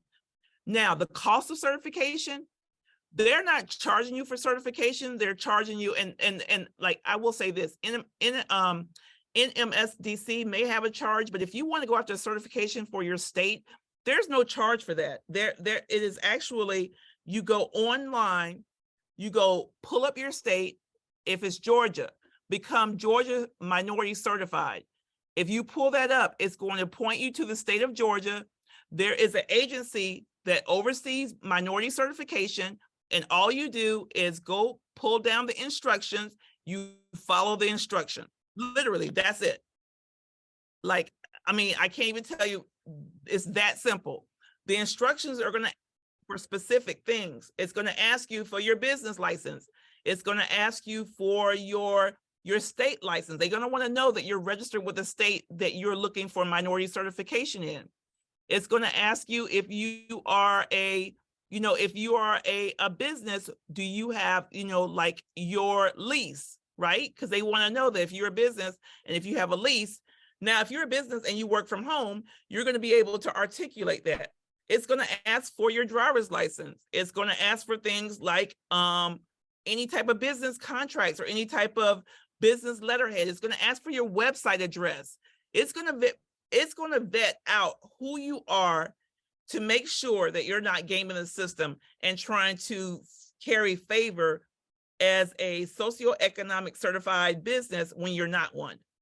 And you always want to make sure that whatever you're applying for, that you apply for as many certifications that you qualify for, right? So again, everything that you see with the NMSDC and all of the different articles, I need you guys to really get educated and tie into what is supply diversity in the general population. Because what you see in the general population, it is going to come to pass in cannabis. It's just a matter of time. So for example, they have events and programs. You need to find out what type of programs are out there, what type of events out there. How do I, how can I learn from this? Here's a forum. There's a minority business economic forum. These are forums that give you a snippet of the economic opportunities and where they're going. Anything that's free, anything that's online, I encourage you to participate. Let me tell you something. If you guys go and participate in some of these things, and then say, for example, you go meet with Heather, and while you're talking to Heather, you can say, hey, yeah, I'm a member of NMSDC, and I participated in the economic forum in Miami last month, and I'm also going to be working on this. Do you understand how powerful you sound as a supplier? That not only are you versed on your business and you know and can supply them, but also you are that socioeconomic certification that they're looking for to do business with, that you meet those requirements, that you're also engaged in what that means. There's power there. So we're having a Supplier Diversity Summit so that I need you guys to, after we're done today, I need you to stay connected to this topic. I need you to get ingrained in this topic. If you are an entrepreneur and if you are seeking to do business in cannabis, you need to understand supplier diversity from the top down, and that includes a resource like this. So let's go a little bit further. So here's some of the programs they have: Advancing Black Entrepreneurs, Advanced Management Executive Program, Black Farmers Equity Initiative. Keith, this is you. Like, do you know about this? If you don't, you need to. If you guys have farmers or people in your circle, your family that are farmers, they need to know about this. There's a Business Diversity Leadership Summit. I need us to take the mainstream diversity leadership opportunities, supplier opportunities, these councils or what have you, and I need us to transfer that over into cannabis. Normally, when you have with the National Minority Supplier Development Council, there's normally a local state council that you could tap into.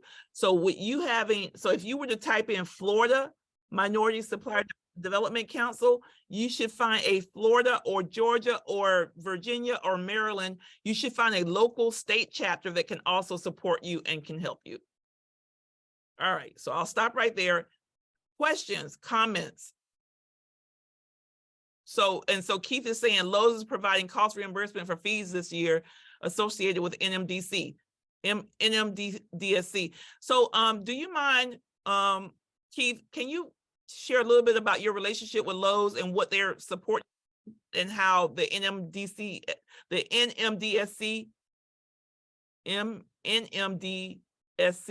is connected? Thank you. Keith, there you go. Oh, yeah. So this just happened to be something that was fortunate. I think last year, I had approached the NMDSC about getting becoming with the supply chain certification. This comes from my understanding of being a in program management and contracting for the last 20 some years with the government. And so I'd registered, gotten approved, and then probably towards the end of last year, the NMDSC is bringing in the major corporations, and for costs that are there, they're going to reimburse, they will reimburse you. So what I had to do was provide Lowe's, which is one of those particular vendors for reimbursement. I had to provide them about my business, website, about what we do. As we were talking earlier, I basically gave them my capability statement. And about a month later, they came back and said, hey, we'll refund all your costs associated with it. So things are changing all the time. That's fantastic. That's fantastic. And was that connection due to you researching or connecting with NMSDC, or how did that, how'd you know about that service or that connection with Lowe's? Since I'd already had been working with the executive folks on that from Washington, DC, it just happened to be a blog that they put up on their website because I was checking frequently.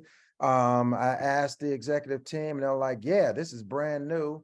And so, and now that Lowe's is leading, I'm imagining more are going to come, but stay in tune with the website and in forums like this where we're sharing information.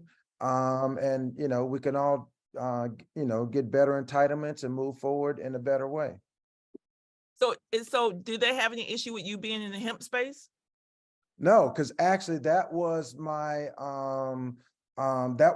focus with going through the supply chain, is because I was in the hemp business, and my model since the beginning was not just to grow and support the community, but I understood as African Americans, if we want to talk about generational wealth, you have to be in the national supply chain. And one of the gaps that I had seen was that, again, the farmers that were in it at the time, it was locally. And if you get into the national supply chain, then you have an ability, again, that is where diversity comes in. And you have the ability to, as example, when these companies come out and say, like a Green Roads, and they need 200,000 pounds of either hemp for CBD or industrial fiber, right? Unless you had these certifications, we don't know as the small guy. So when you have these certifications and your business is registered, when they put out their requirements or proposals that they need certain types of biomass, I saw it, and that's what I'm working towards. So we're going to be doing this on the farming side for industrial hemp biomass. And we're also going to do this with our farm on demand system, where we're growing where our containers are growing high quality CBD. Hey, yeah, we want the community to be involved, but we also want to get into the national supply chain. That's awesome. That's awesome.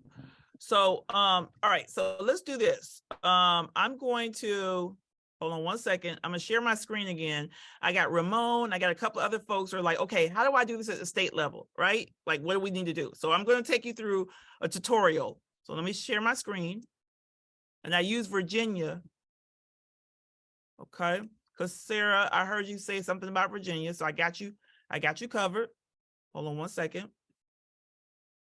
All right, can everybody see my screen? You see this, Keith? Mm-hmm. All right, great. All right, so I put in Virginia Minority Certified Business. That's all you gotta do. Whatever state you're in, just type that in first. Then you go down, right? Here, certification division, it's virginia.gov. Now listen, don't do this, don't hit this, because this is a company that wants to pay you, that wants you to pay them to help you get certification. You don't need that, okay? So skip that. You wanna look for anything that's the state.gov, .us, like you want a .gov, you want something that you know that's coming from the state, right? So this here we go. SWAM. This is their acronym: Small Woman-Owned and Minority-Owned Business Certification Program of the Commonwealth of Virginia. Click on it right here. All right. Here it is. All right. So it's going to give you everything you guys need. Listen, it says if you're a non-Virginia-based business, you might not be eligible to participate in the Virginia Small Women and Minority-Owned Business Program.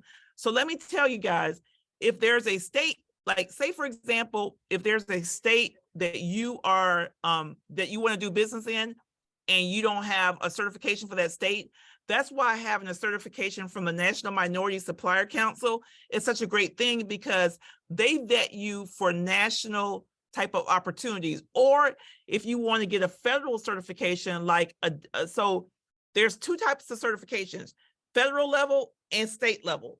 State is going to be women, veteran, minority, and maybe disadvantaged businesses. That's going to be at the state level, but more so women, veteran, minority businesses. That's going to be your state opportunities. At the federal level, there's hub zone certified businesses, DBEs, meaning a disadvantaged business enterprise, and also women-owned businesses and veteran-owned. Okay, so let me say it again. At the federal level, veteran-owned business, disadvantaged business enterprise, woman-owned business, and veteran-owned. I think I said veteran before. All right. At the state level, it's a woman-owned business, a veteran-owned business, and a minority-owned business. At the federal level, if you I don't know if you called it, there's not a business certification that's a socioeconomic that says minority-owned. They entitle that as a disadvantaged business enterprise. It's the same thing as minority-owned in my eyes, but instead of due to the Constitution and different language that's in the law, you can't say minority-owned, but you can say disadvantaged business enterprise, because they look at the disadvantage of that business based upon the owner, based upon the location, based upon who you're serving. So if you want to do business in Virginia, you're not a Virginia business. If you get a federal designation, that federal designation is just as great as having a state designation. So right now we're talking about state designation. So we put in Virginia, right? Here's what it gives you. So again, they define what's a micro, what's a small, what's a woman-owned, what's a minority-owned, right? What's a service-disabled veteran-owned. Here's probably someone within their within the SBSD that's talking about it.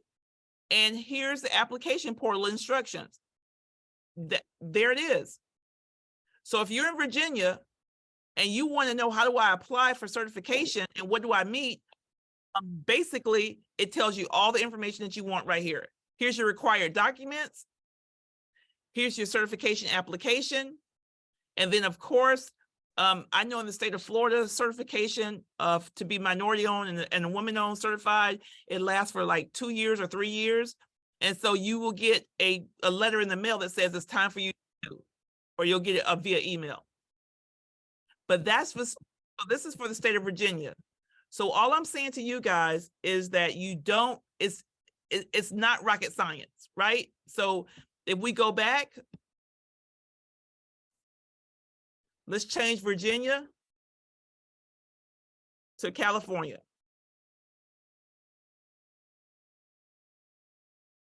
Okay.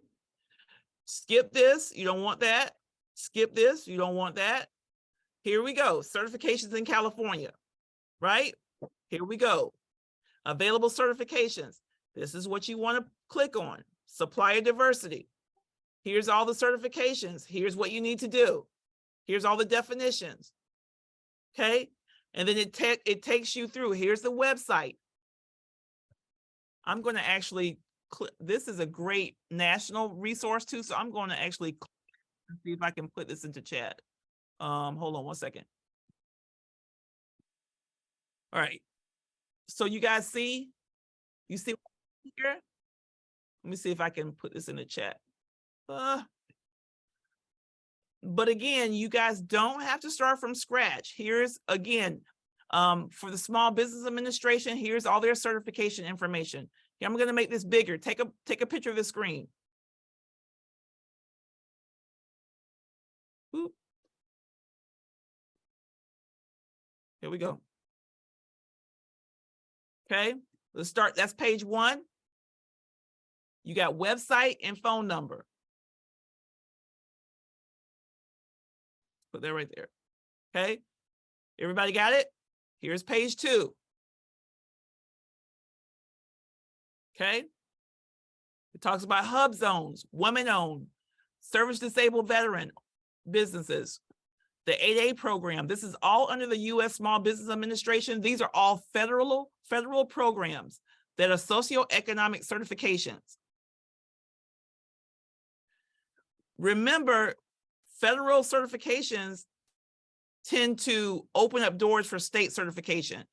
So if you want to go after a federal certification, go for that first, because the documentation that you use to do the federal certification, when it comes to the state certification, sometimes they will forego asking you for documentation. They will grandfather in, or they will give you reciprocity at the federal level. They'll give you reciprocity for you applying for your state certification, or they'll make that pathway a lot easier.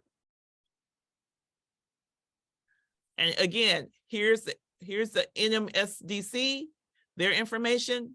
So take a picture of this. It talks about the benefit. You have the Women's Business Enterprise National Council. So for all of our women, this is a national certification. It gives you the cost. Here's the cost here. Then there's the National LGBT Chamber of Commerce. There's a cost for their certification. But if you're wanting to do business in a state that's very much focused on making sure that QIA businesses have an opportunity to excel as well, here's an opportunity for you to get certified. So again, going back to what I said, Ramon, the first thing that you want to do is whatever state that you're in, okay, let's put in Alabama. Every single state has a minority certified business. There is something that's focused on that. So again, skip this, don't do this yet, skip that, skip here. Alabama has the Office of Minority Business Enterprise. This is what you want to click on. It will give you an overview. It will tell you what the requirements are, and then you go from there. This one has out-of-state certification and ownership. What does that mean?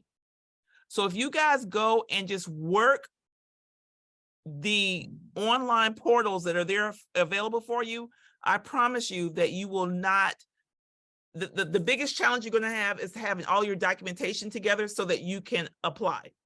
All right, so I'll stop right there. Let me see questions. All right, so here we go. Let me make sure I'm, all right, so you're on the sites now. Good, Ramon. Okay. All right, great, Sarah. I'm glad it's helped to put you in the right position. All right, awesome. Okay, I love you guys. We have had a just fantastic day together. We're cutting you an hour short. Our last presenter unfortunately had an issue with family and wasn't able to get on. But I think we're so full with information and with content. I want to open up the floor for anyone that has any comments, anything that you want to share. Use chat if you are a business owner, if you want us to get in contact with you. Put in, if you're not registered in our supplier diversity network with M4MM, it don't cost a thing. Get registered. There you go. Click on it. Get yourself registered. Oh, that I just sent it to Adrian, but I meant to send it to everybody. Hold on. All right. And I must, before we go any further, I want to thank my M4MM family for being on, Jodeci for always being the woman behind the scenes that just sets me up and makes sure that I'm good. She's been on all day long. It's her birthday weekend. She should be out celebrating, but she's been here all day since 8:30 this morning, making sure that we provide the very best in resources. We are going to take this and edit and create a link so that you guys can watch at a later time, and feel free to give us any insight. If you want to be a member, we encourage you, please go to M4MM. We have a free membership. Don't cost you a thing, but just getting your information so that you can stay connected. And man, if there's nothing else, we're going to call it a day.